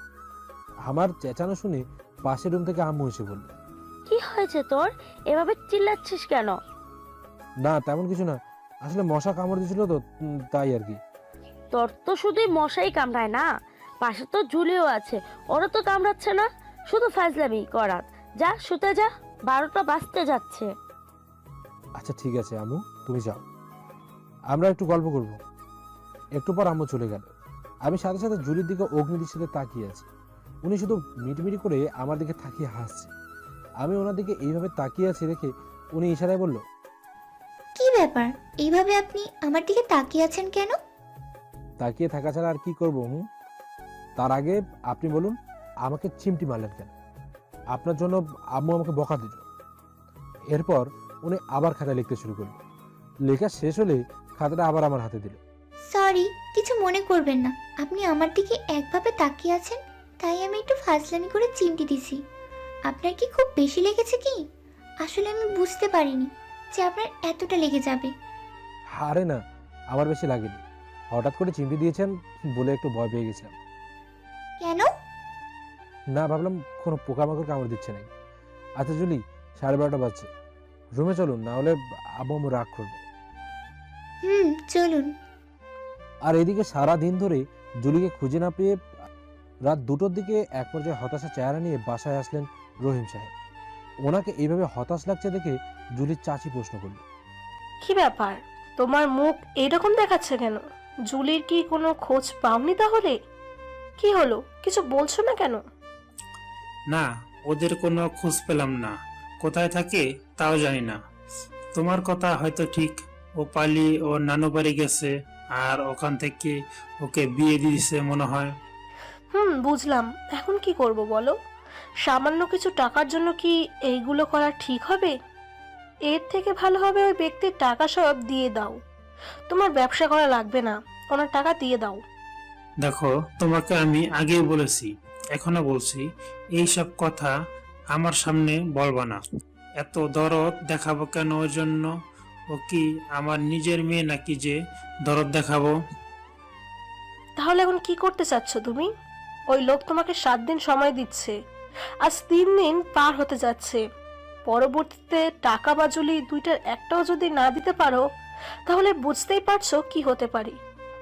কি হবে? কিছুই হবে না, এখনো 3 দিন আছে। এর মধ্যে কিছু একটা করব। আমি কাল ওর নানু বাড়ি যাব, তারপর ওই ছেলের ঠিকানা জোগাড় করে ওদের বাড়ি গিয়ে জুলিকে জোর করে নিয়ে আসব। ওদের যদি বিয়ে দিয়ে দেয় তাহলে তো তোমার কিছু করার নেই, তখন কি হবে? ওরা যদি বলে তুমিও ওদের না জানিয়ে জুলিকে জোর করে বিয়ে দিয়ে দিয়েছো, তখন কি করবা? তোমার মাথায় কি ভালো কথা আসে না?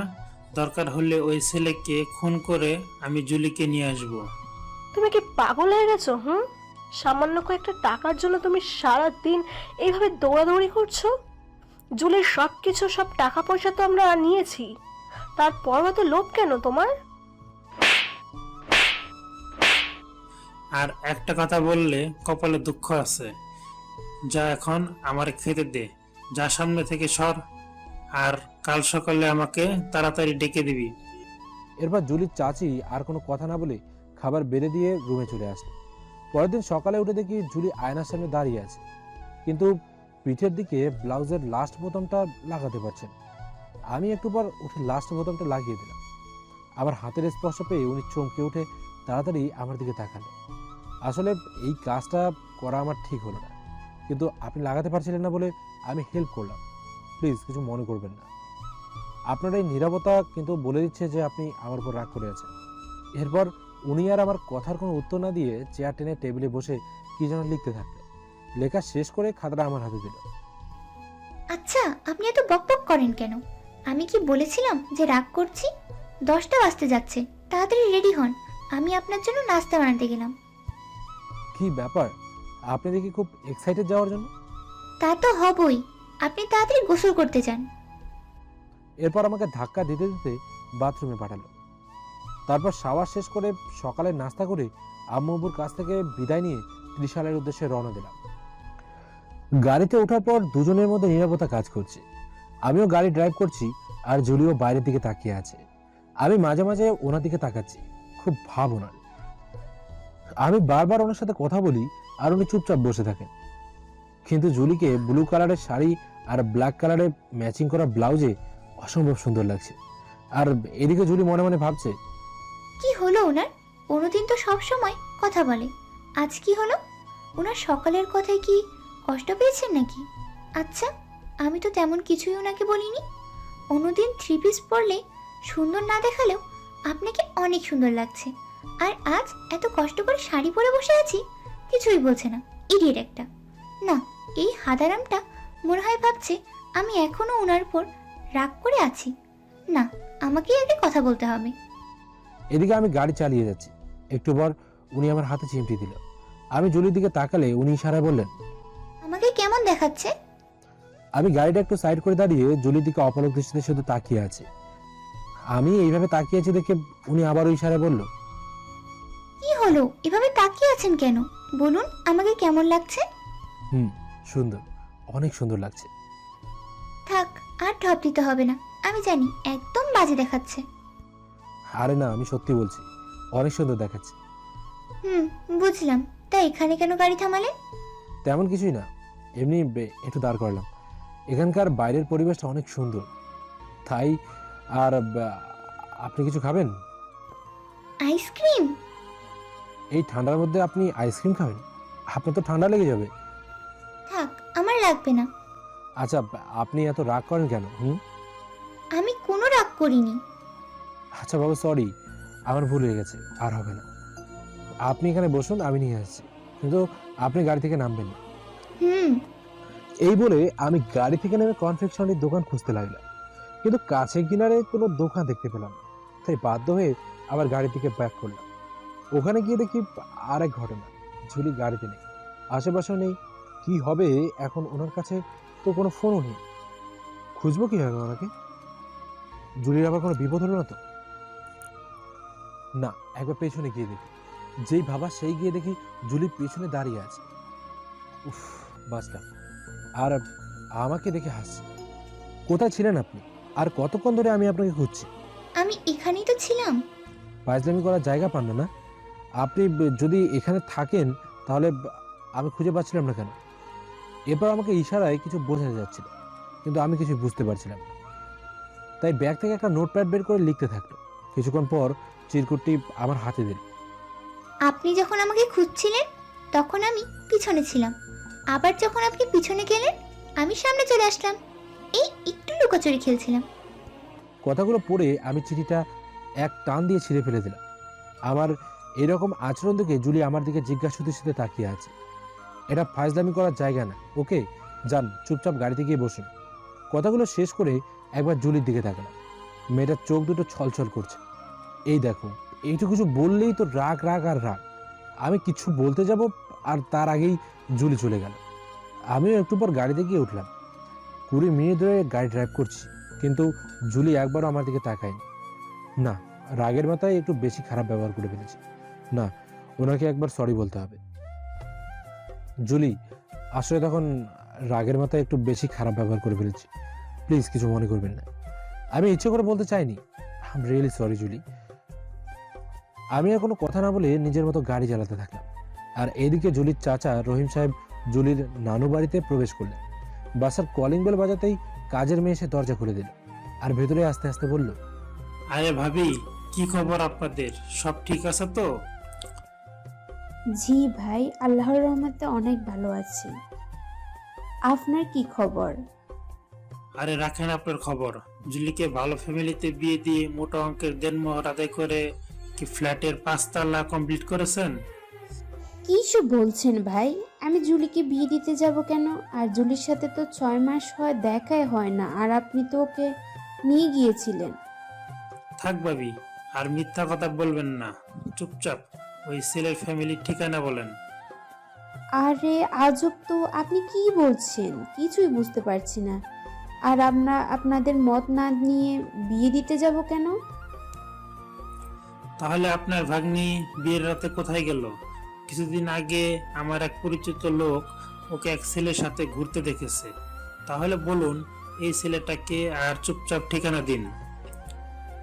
না হয় জোর করে বিয়ে দেওয়ার অভিযোগে আপনাদের নামে থানায় রিপোর্ট দিব। আপনার সাথে অনেক ভালো ব্যবহার করছি, আর না, আমার বাসা থেকে চুপচাপ বেরিয়ে যান। আর রিপোর্ট আমরাই দিব, আমাদের না জানিয়ে আমার ভাগ্নিকে বিয়ে দেওয়ার অভিযোগে। ঠিক আছে, আজকে আমি চলে যাচ্ছি, কিন্তু এই শেষ দেখে ছাড়বো। এই বলে রহিম সাহেব বাসা ত্যাগ করলো। এদিকে আমি আর জুলি 30 সালের কাছাকাছি এসে পড়লাম, কিন্তু এখনো জুলি কোনো কথা বলছে না, মুখ গোমরা করে বসে আছে।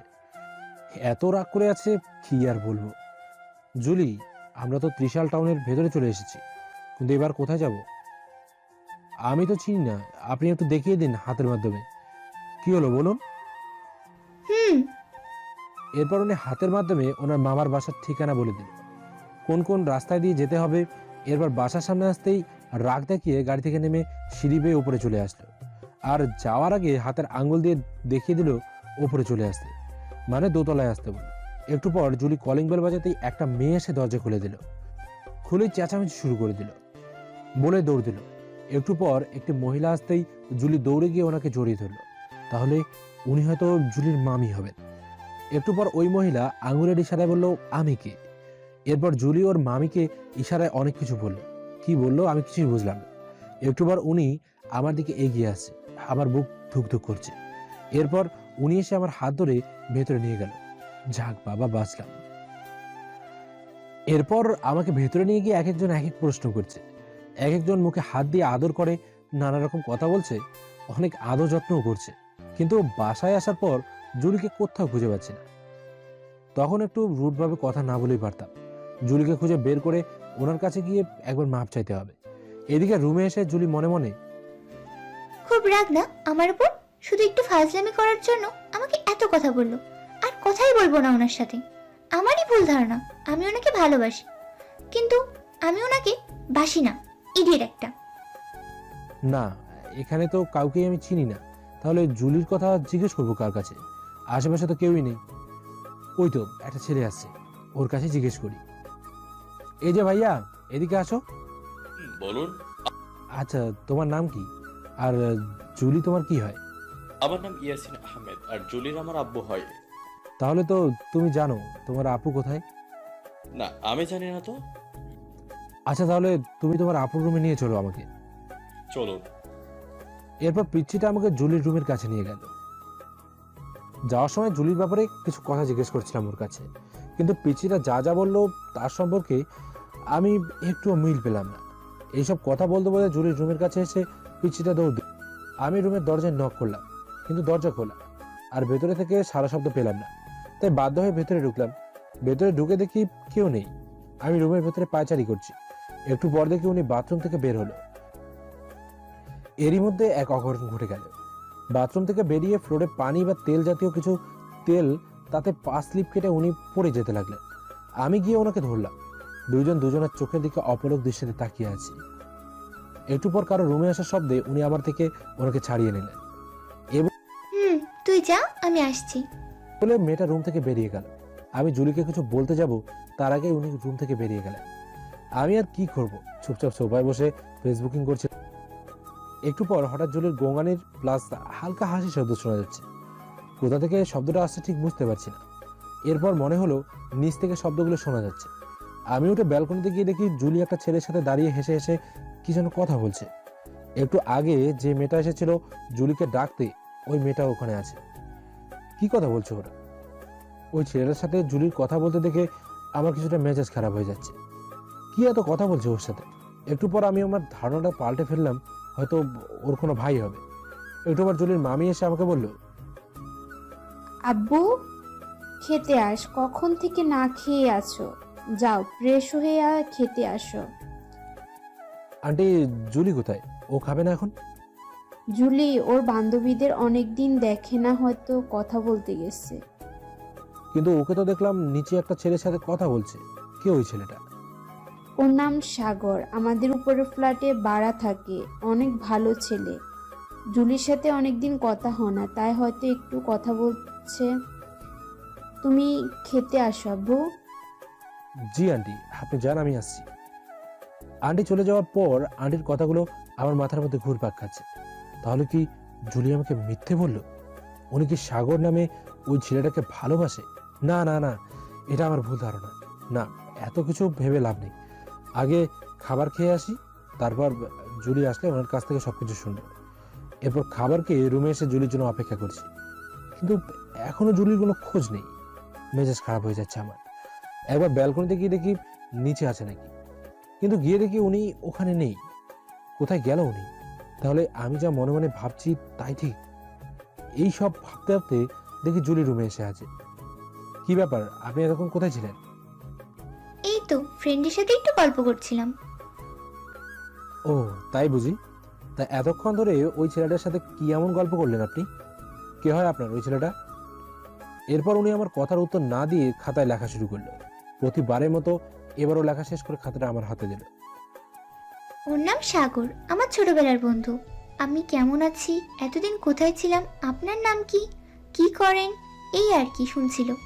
তা এইটুকু কথা বলতে কি 40 মিনিট লাগে? আচ্ছা, একটু গল্প করলে কি এমন হয়েছে? না, আপনি এইভাবে গল্প করতে পারেন না। আপনি এভাবে অন্য ছেলের সাথে কথা বলে আমার রাগ হয়। কেন? কারণ আমি আপনাকে ভালো। কি হলো, থামলেন কেন বলুন? না কিছু না, সকালে একটু আপনার সাথে খারাপ ব্যবহার করেছিলাম, তার জন্য সরি। আর আপনি খেয়েছেন? না, আপনি। খেয়েছি, আন্টি জোর করে খাইয়ে দিয়েছে। আপনি খেয়ে আসুন, তারপর আপনার শহরটা আমাকে একটু ঘুরিয়ে দেখাবেন। এই বলে জুলি রুম থেকে চলে গেল। আর মনে মনে ভাবতে লাগলো, তাহলে হয়তো সুমন আমাকে সত্যিই ভালোবাসে, আমিই ভুল ভাবছিলাম। না, আর একবার পরীক্ষা করে দেখতে হবে। আজ বিকালে সাগরকেও আমাদের সাথে ঘুরতে নিয়ে যাব। যদি উনি আমাকে সাগরের সাথে একটু ক্লোজভাবে ঘুরতে দেখে হিংসে বোধ করে, তাহলে ভাববো উনি আমাকে ভালোবাসে। এরপর 4:30টার দিকে জুলি রেডি হয়ে রুমে আসলো। ওনাকে দেখে আমি বললাম, কি ব্যাপার, আপনি কখন রেডি হলেন? আমাকে তো বললেনও না। উনি আমার উত্তর না দিয়ে আমার হাতে চিরকুট ধরিয়ে দিলেন, তারপর কোথায় যেন চলে গেল। আমি চিরকুটটা খুলে পড়তে লাগলাম।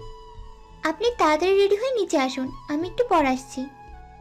কি আর করার, আমি তাড়াতাড়ি রেডি হয়ে নিচে গিয়ে গাড়ির সামনে দাঁড়িয়ে জুলির জন্য অপেক্ষা করছিলাম। একটু পর দেখি জুলি আর সেই ছেলেটা আসছে। ওকে জুলির সাথে দেখে আমার মেজাজটা পুরো খারাপ হয়ে গেল। গাড়ির কাছে এসে জুলি আমাকে গাড়িতে উঠতে বলল। এরপর ছেলেটা আমার সাথে পরিচয় পর্ব শেষ করে গাড়ির পেছনে বসতে যাচ্ছিল, যেখানে জুলি বসে তার পাশের সিটে। এটা দেখে এবার আমার সত্যি মেজাজটা খারাপ হয়ে গেল। আমি একটু রুটভাবে জুলিকে ডাক দিলাম, জুলি, জুলি আপনি সামনে এসে বসুন। কেন, কি হয়েছে? এত কিছু জানি না, আসতে বলছে আসুন। এবার আমার ঝাড়িকে উনি আমার পাশে এসে বসলেন। আর আয়নায় আমি দেখলাম সাগরের মুখটা শুকিয়ে গেল। এটা দেখে আমার অনেক মজা, কিন্তু আমি মনে মনে যা ভাবছিলাম হলো তার বিপরীত। আমি ভাবছিলাম উনি আমার সাথে ঘুরতে আসছেন, কিন্তু এখন দেখছি ঘুরছে ওই ছেলেটার সাথে। আবার ওই ছেলেটার হাতে হাত রেখে আমার সাথে একদম কথা বলছেন। এমন ভাব করছে মনে হচ্ছে আমি এসে ওনাদের প্রেমের 12টা বাজালাম। আমি ওনাদের নিয়ে আসলাম ড্রাইভার হিসেবে, তা বললেই চলে। মাঝে মাঝে 1-2বার কথা বললেও তার মধ্যে বিরক্তির চাপ প্রকাশ পাচ্ছে। এভাবেই বুকের শত কষ্ট নিয়ে ওনাদের সাথে অনেকক্ষণ ঘুরলাম। সন্ধ্যার দিকে আমরা সবাই বাসায় আসলাম। আমার রাগে তো শরীর জ্বলছে। আমি কারোর সাথে কথা না বলে রুমে এসে বসে আছি। একটু পর জুলি রুমে এসে আমাকে ইশারায় বলতে লাগলো, আমি আপনাকে কিছু বলতে চাই। আমিও আপনাকে কিছু বলতে চাই। আপনার সাথে সাগরের কি সম্পর্ক একটু বলবেন? কি বলছেন আপনি? আমি যা বলছি ঠিক বলছি। আমারই ভুল আপনাকে অন্ধ বিশ্বাস করা। আপনার মতো ক্যারেক্টারলেস মেয়েকে বিশ্বাস করে বড় ভুল করেছি আমি। আমি ক্যারেক্টারলেস? ক্যারেক্টারলেস বলেই তো আপনি আমাকে ফেলে একটা ছেলের হাত ধরে ঘুরলেন। আমি কিচ্ছু বুঝি না ভাবছেন। সেদিন বললেন আমি জীবনে কোনোদিন রিলেশন করিনি, তাহলে ওই ছেলেটা আপনার হাত ধরার অধিকার পায় কেন? আমার সামনে আজ এত কিছু করলেন, আর আমার অজান্তে ওই ছেলে সহ আরো কত ছেলের সাথে কি কি করেছেন উপর আল্লাহ জানে। এবার আমাকে আর কোনো কথার উত্তর না দিয়ে আবার খাতা নিয়ে লেখা শুরু করল। লেখা শেষ হলে খাতাটা আমার হাতে দিল। তখন থেকে আপনি আমার নামে যা নয় তা বলে যাচ্ছেন। কি ভাবছেন নিজেকে? আমাকে ক্যারেক্টারলেস বলার আগে নিজের ক্যারেক্টার দেখুন। আপনিও অন্যান্য মানুষের মতো আমাকে নিয়ে কথা বলবেন আমার জানা ছিল। আমি কি হই আপনার যে আমার সম্পর্কে এত কিছু বলছেন? সত্যি আমি ভুলে গিয়েছিলাম আমি কে হই আপনার। আমি তো আপনার ফ্রেন্ড হই শুধু। আমারই ভুল আপনার সম্পর্কে বেশি ভাবা। আর ভাববো না, কথা দিলাম। আপনার বন্ধু যখন বন্ধুর মতোই থাকবো। এই বলে রুম থেকে বেরিয়ে গেলাম। কিন্তু বাসা থেকে আবার বের হতে হলো। আন্টি আর জুলির মামাতো বোনেরা আমাকে নিয়ে ওদের এক রিলেটিভের বাসায় গেল। জুলি যেন সন্দেহ না করে এই জন্য নিজেকে স্বাভাবিক রেখে বুকে হাজার কষ্ট নিয়ে ওদের সাথে গেলাম। রাত 9টার দিকে বাসায় এসে রুমে চলে আসলাম। এর মধ্যে জুলি আমার সাথে অনেক কথা বলার চেষ্টা করেছে, কিন্তু আমি ওকে বলার সুযোগ দিইনি। রুমে এসে কোনো কথা না বলিস জুলি, ওনার মামি, জুলির বোন সবাই আমাকে রাতে খাওয়ার জন্য অনুরোধ করলো, কিন্তু আমি জেদ করে না খেয়েই ঘুমিয়ে পড়লাম। পরদিন সকালে ঝিকঝিক শব্দে ঘুম ভেঙে গেল। আমি তাড়াতাড়ি উঠে দেখি উনি আমার কানের কাছে নিজের হাত নাড়াচ্ছে, আর হাতে থাকা চুড়িগুলো থেকে ওই শব্দগুলো হচ্ছে। আমার মেজাজটা পুরোপুরি গরম হয়ে গেল। কি হচ্ছে এগুলো? সবসময় ফাজলামি না। ফাজলামি করার ইচ্ছে হলে আপনি কোথাও গিয়ে করবেন, আমার সাথে না। অসহ্য। আমি এইটুকু বলে সোজা বাথরুমে চলে গেলাম। গোসল শেষে বাথরুম থেকে বেরিয়ে এসে দেখি উনি শাড়ি পরে রেডি। আমি আর কিছু বললাম না, আমিও ড্রেস পরে বাইরে বেরোলাম। সামনের দিকে আন্টি আর ওনার মেয়ে দাঁড়িয়ে আছে। কি ব্যাপার আব্বু, কি হয়েছে তোমার? কাল তো ওখান থেকে ঘুরে এসে শুয়ে পড়লে, আর কাল রাত থেকে না খেয়ে আছো। আমাদের কোনো কথাই কষ্ট পেয়েছো কি? আন্টির কথা শুনে আমি কিছুক্ষণ চুপ করে থেকে ভাবলাম, না, কাল রাতে ওনাদের সাথে অনেকটাই খারাপ ব্যবহার করেছি। এখনও যদি রাগ দেখাই তাহলে ওনাদের আবার ছোট করব, আর ওনারা জুলিকে সন্দেহ করবে। একটু আমি হেসে বললাম, আরে আন্টি, কি যে বলেন, আমি কেন রাগ করবো? আসলে কাল রাতে একটু মাথা ব্যথা করছিল, তাই শুয়ে পড়েছিলাম। কিন্তু আজ আপনার হাতে রান্না খাবো, অনেক ক্ষুধা লাগছে। কই দিন তো। অবশ্যই খাবে, আমি খাবার রেডি করছি, তুমি এসো।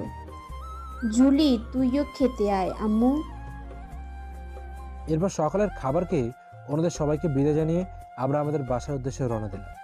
গাড়ি ড্রাইভ করছি আর মনে মনে ভাবছি, না, এবার থেকে জুলির জন্য আর বেশি বেশি ভাববো না।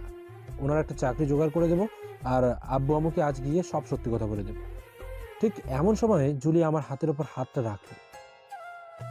আমি একটানে হাতটা সরিয়ে নিয়ে নিজের মতো ড্রাইভ করতে লাগলাম।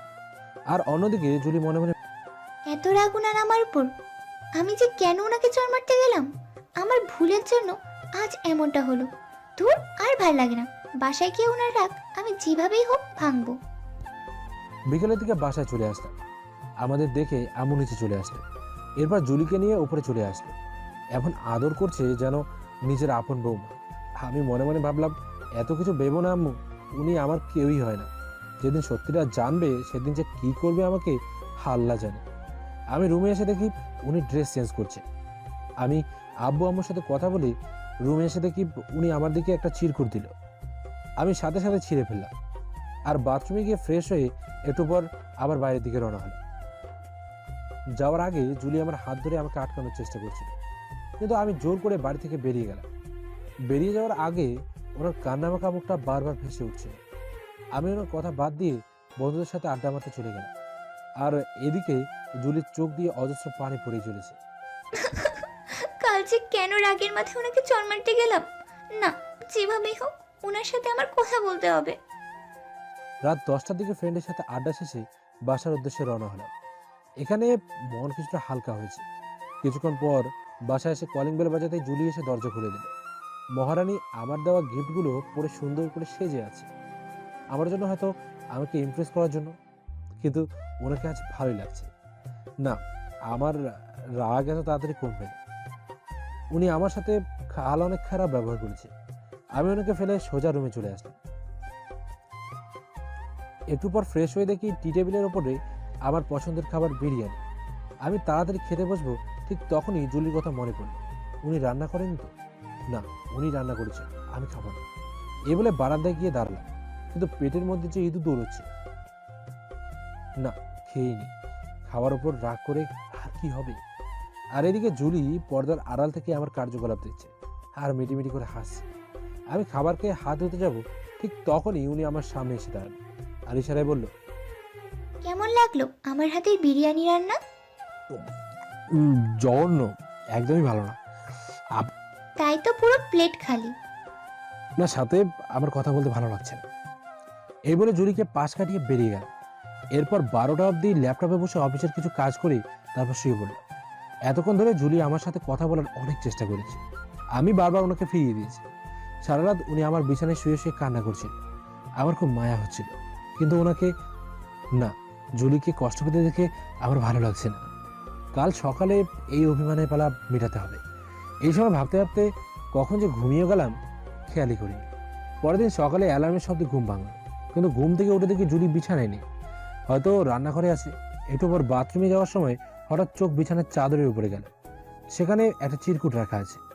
আমি সেটা হাতে নিয়ে খুলে পড়া শুরু করলাম। আপনি চিরকুটটা পড়বেন কিনা বা আগের মতো হয়তো ছিঁড়ে ফেলবেন, কিন্তু বিশ্বাস করেন, আমি আপনাকে ইচ্ছে করে চড় মারতে চাইনি। দুপুরে যখন আপনি আমাকে সাগরের সাথে কথা বলার জন্য রাগ করলেন, তখনই আমার মনে হলো আপনি আমাকে ভালোবাসেন। তাই আমিও একটু পরীক্ষা করলাম আপনি আমাকে ভালোবাসেন কি না। তাই তো সেদিন সাগরকে আমাদের সাথে নিলাম, কিন্তু আপনি আমাকে ভুল বুঝলেন। হয়তো নিয়তি আমাদের এক হতে দিবে না, তাই তো আজ এমনটা হলো। আমার মনে আপনি সারা জীবনই থাকবেন। ভালোবাসা কি জিনিস সেটা আপনি আমাকে শিখিয়েছেন। এই 2 মাস আপনি আমাকে নতুন জীবন দিয়েছেন, কিন্তু এই মিথ্যা সম্পর্কে থেকে লাভ কি? তাই আমি আজ চলে যাচ্ছি। কোথায় যাচ্ছি আমি নিজেই জানি না। হয়তো নিয়তিতে লেখা থাকলে আমাদের আবার দেখা হবে। কোনো ভুল করলে ক্ষমা করবেন। ভালো থাকবেন। ইতি, জুলি। চিরকুটে পড়েই যেন আমার মাথায় যেন আকাশ ভেঙে পড়ল। না, কিছুতে হতে পারে না। জুলি শুধু আমার, ওকে আমি কিছুতে হারাতে পারবো না। ঘড়িতে তাকিয়ে দেখি 7টা বাজে, তাহলে উনি বেশি দূরে যেতে পারেনি। যেভাবেই হোক জুলিকে আমাকে খুঁজে বের করতেই হবে। একটা শার্ট গায়ে দিয়েই নিচে চলে গাড়ি বের করে দারোয়ানকে জিজ্ঞেস করলাম জুলিকে দেখেছে কিনা। উনি বললেন, ভাইয়া ভাবি 10 মিনিট আগে বাসা থেকে বের হলো। আমি আর দেরি না করে বেরিয়ে গেলাম। আর এদিকে জুলি একা রাস্তা দিয়ে হেঁটে চলেছে। এখনো রাস্তায় কেউ নেই। সারা রাত কান্না করে চোখ দুটো ফুলে গেছে। কিছু লোক তাকিয়ে দেখে জুলিকে দেখে সমালোচনা শুরু করেছে। নতুন শহর, কিছুই চেনে না, কোথায় যাবে কিছু বুঝতে পারছে না জুলি। ঠিক তখনই একজন পেছন থেকে জুলির হাত শক্ত করে চেপে ধরলো। জুলি পেছনে ফিরে তাকিয়ে দেখে ওর চাচা। কিরে, সেই দিন আমাদের মুখে চুনকালি দিয়ে বাসা থেকে পালিয়ে গেলি, দিছে তো ছেলেটা লাথি মেরে বাসা থেকে বের করে। আজ কি হবে তোর? চল আগে বাসায়, তারপর তোর ব্যবস্থা করছি। এরপর জুলিকে কিছু বলার সুযোগ না দিয়ে ওকে টেনে হিচড়ে বাসায় নিয়ে চলে গেল ওনার চাচা। আর এদিকে পাগলের মতো খুঁজে চলেছি আমি। সব জায়গায় না পেয়ে হতাশ হয়ে রাস্তার মাঝে গাড়ি থামিয়ে দাঁড়িয়ে আছি। একটু পর হঠাৎ মনে পড়ল, জুলি ওর চাচার বাসা চায়নি তো? না, আমাকে যেতেই হবে ওর চাচার ঠিকানা। আমি জানি জুলি আমাকে বলেছিল আমি আর কোনো কথা না বলে ওনাদের বাসার উদ্দেশ্যে রওনা দিলাম। কিছু দূর যাওয়ার পর জুলির চাচার বাসায় পৌঁছে গেলাম, কিন্তু গিয়ে দেখি ওখানে বাড়িতে অনেক লোকজন। আমি তাড়াতাড়ি বাসার ভেতরে ঢুকলাম। গিয়ে দেখি জুলিকে বউ সাজিয়ে বসিয়ে রাখা হয়েছে। আমাকে দেখে জুলি দৌড়ে আমার কাছে চলে আসলো। আমি ওনার হাত ধরে বাসা থেকে বেরিয়ে যাব, ঠিক তখনই জুলির চাচা আমাদের সামনে এসে বাধা দিল। তোমার সাহস তো কম না, আমার বাসায় এসে আমার মেয়ের হাত ধরে বেরিয়ে যাচ্ছ। তোমাকে আমি পুলিশে দিব। আপনার সাহস দেখে আমি অবাক হচ্ছি। আমার বউকে আপনি জোর করে নিয়ে এসেছেন, আমি আপনাকে পুলিশে দেব। আপনি প্লিজ সামনে থেকে সরে যান, না হলে কিন্তু। না হলে কি করবি তুই? আমি জুলির হাতটা ছেড়ে ওনার কলার ধরে নাক বরাবর দিলাম এক ঘষে। তারপর ধাক্কা দিয়ে সরিয়ে সোজা জুলিকে নিয়ে গাড়িতে উঠলাম। পেছন থেকে অনেক লোকজন আমাদের ধরতে আসে। তার আগেই আমরা এরপর সারা রাস্তা দুজন চুপচাপ বসে আছি। বাইরে প্রচুর বৃষ্টি হচ্ছে। একটি ফাঁকা রাস্তার মাঝে গাড়িটা দাঁড় করালাম। জুলি আমার দিকে তাকিয়ে আছে, আমি ওনার দিকে তাকিয়ে আছি। এরপর আস্তে করে ওনার একটা হাত আমি ধরলাম, কিন্তু উনি সাথে সাথে আমার হাত ছাড়িয়ে নিল আর গাড়ি থেকে নেমে বৃষ্টির মধ্যে দাঁড়িয়ে আছে। আমিও একটু পর নেমে ওনার পেছনে গিয়ে আবারও ওনার হাত ধরলাম। এবারও উনি চলে যাচ্ছিল, কিন্তু এইবার এক টানে আমি ওনাকে আমার কাছে নিয়ে আসলাম আর জুলির চোখের দিকে তাকিয়ে বললাম, খুব রাগ না তোমার? এই আমাকে ভালোবাসো না? আমাকে রেখে যে চলে আসলে? এত আবেগ আমার লাগবে না। এখনো রাগ করে থাকবে তুমি? I really love you Julie. Julie, বিশ্বাস করো আমি তোমাকে সত্যি অনেক ভালোবাসি। বিশ্বাস করলাম না তোমার কথা। কেন? আমি আবার কি করলাম? ভালোবাসলে আমাকে পুরো একদিন কষ্ট দিতে না। ও, তাহলে কষ্ট দিয়েছি পুরো একদিন। এখন পুরো একদিন আদর করে দিলে রাগ ভাঙবে তো? ফাজিল একটা। এই বলে আমাকে ধাক্কা দিয়ে চলে যেতে লাগলো। ঠিক তখনই আমি পেছন থেকে একটানে জুলিকে আমার কাছে নিয়ে জড়িয়ে ধরলাম। একটু পর ওর ঠোঁটে একটা ভালোবাসার পরও শেখে দিয়ে বললাম, এবার আমাকে মাফ করা যাবে কি? জুলি হা হয়ে আমার দিকে তাকিয়ে আছে। তখনই আকাশে জোরে একটা বিদ্যুৎ চমকালো। জুলির সাথে সাথে আমাকে শক্ত করে জড়িয়ে ধরলো। আমি ওকে আমার বুকে শক্ত করে চেপে ধরলাম। বাইরে আরো জোরে জোরে বৃষ্টি শুরু হলো। আমাদের ভালোবাসাও আজ পূর্ণতা লাভ করলো। বেঁচে থাকুক এদের ভালোবাসা। আর পুরো গল্পটি একসাথে কেমন লাগলো অবশ্যই ঘটনামূলক মন্তব্য করে জানাতে ভুলবেন না।